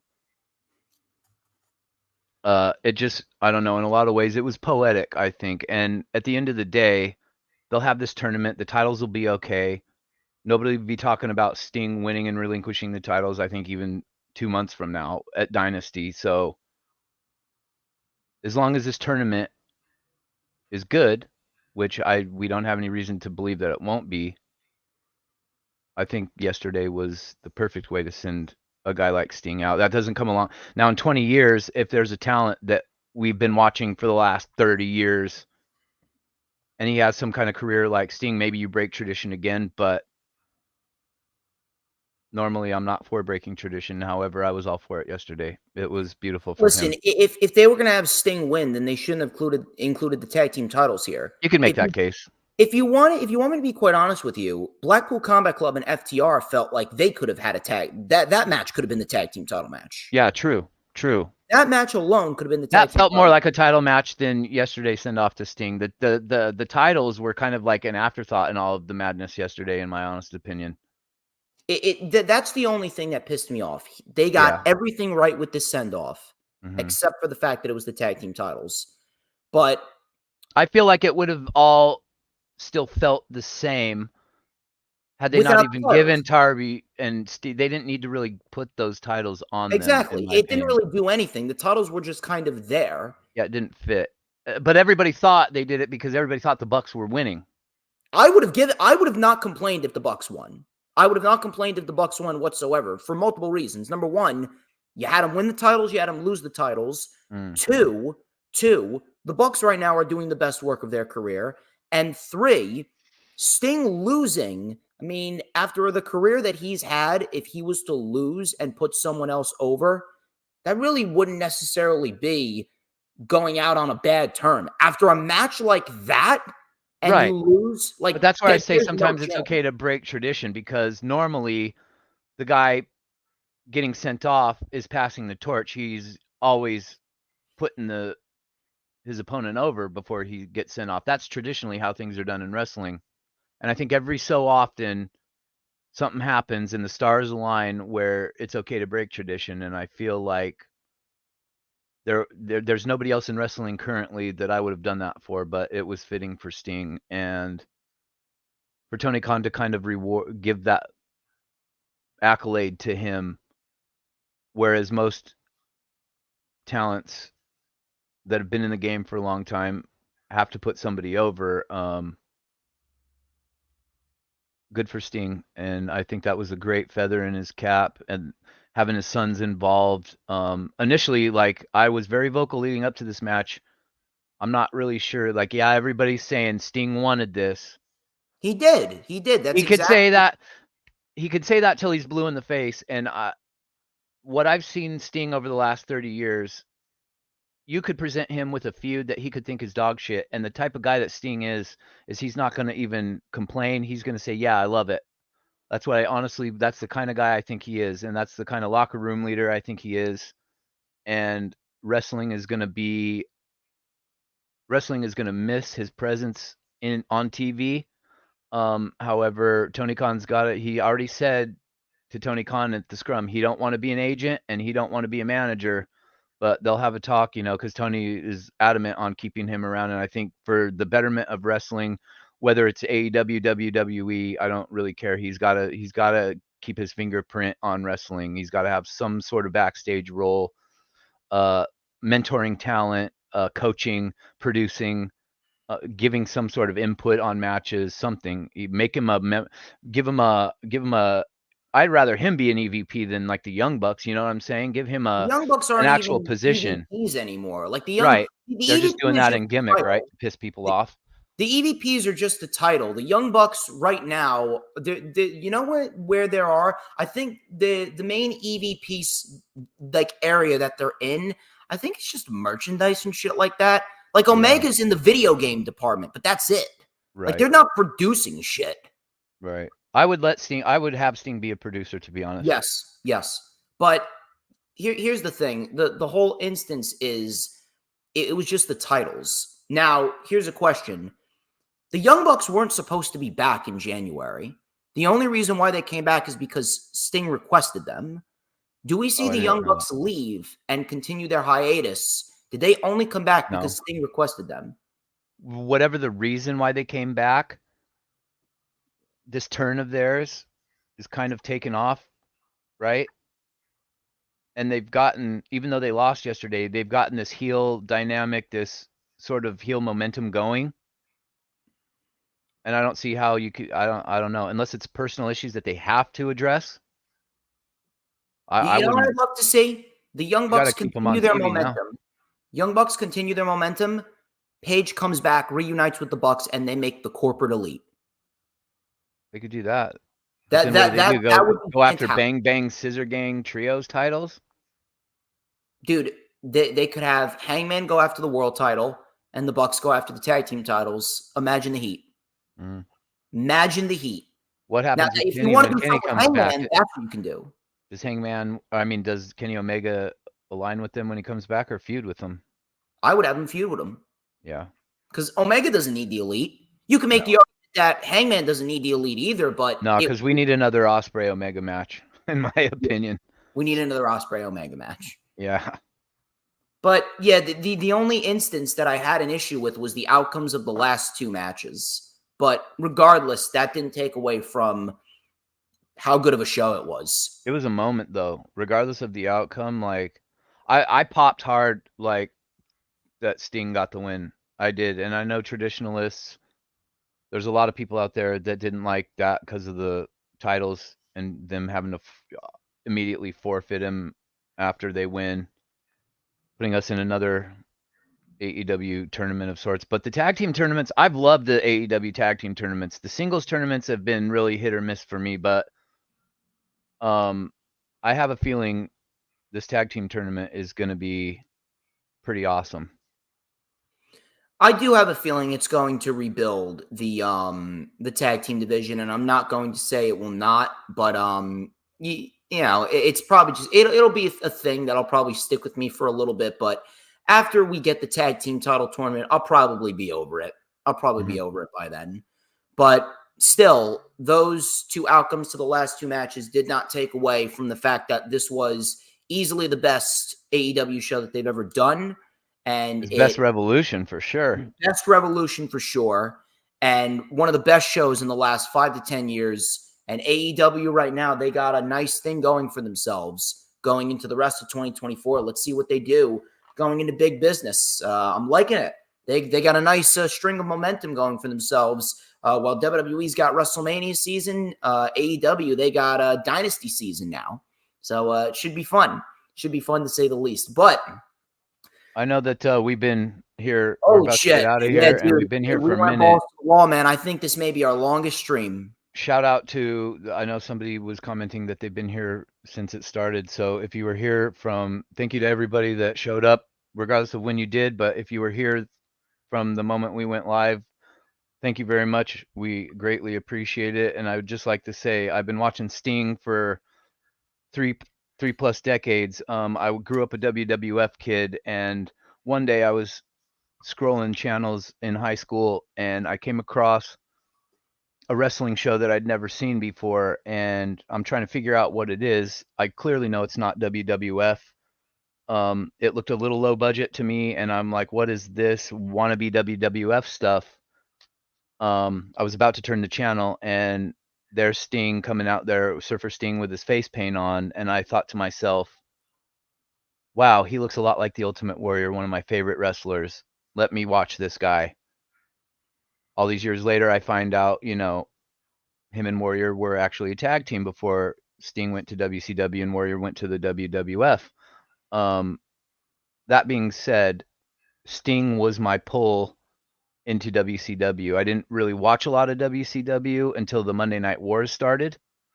And once the Monday Night Wars started, then I was all in on WCW, and I watched them every week like I did WWF. But Sting was that guy that got my eyeballs onto the WCW product. And for all the memories and all the matches I have of him over the years, I'm super sad to see him go. However, I'm glad that he's leaving on his own accord. I'm glad that he got to decide, okay, this is when, like, his story doesn't end in tragedy. And far too often in wrestling, careers are cut too short due to nefarious means of all types and all sorts of things. And guys are always passing away way too early. Some of them while they're still currently wrestling. And so the fact that he got to have this whole beginning to end fairy tale story is you don't see that very often in wrestling. So he's going to be missed. And thank you, Sting. Thank you, Sting. Ladies and gentlemen, that's all we got. That is all we got. Probably the longest stream we've ever done. We usually have long streams, but we dissect everything in depth. Ladies and gentlemen, that wraps up this edition of The Rewind. I'm sure my watch hours will boost up pretty heftily from this. But regardless, thank you everyone who tuned in. You guys are fantastic. Thank you very much to HooliGrim for coming on in, and maybe I may have you back for WrestleMania weekend too. Ooh, count me in. But until then, you already know the drill. Like, comment, and subscribe. Check out him on TikTok and Twitter or X. Follow me on all platforms, social media. Ladies and gentlemen, I'm DJ Storms. This has been The Rewind. HooliGrim, as I stretch from being straddled in this chair for the last 3.5+ hours, please enlighten all those mindless inbreds out there in social media land. Who runs the IWC? Who other than DJ motherfucking Storms, baby? Oh, you damn right, baby. Who but DJ motherfucking Storms? And don't you forget it. Oh, yeah, don't you ever forget it. 'Cause we want retribution. Oh yeah, we want retribution. Oh yeah, we want retribution.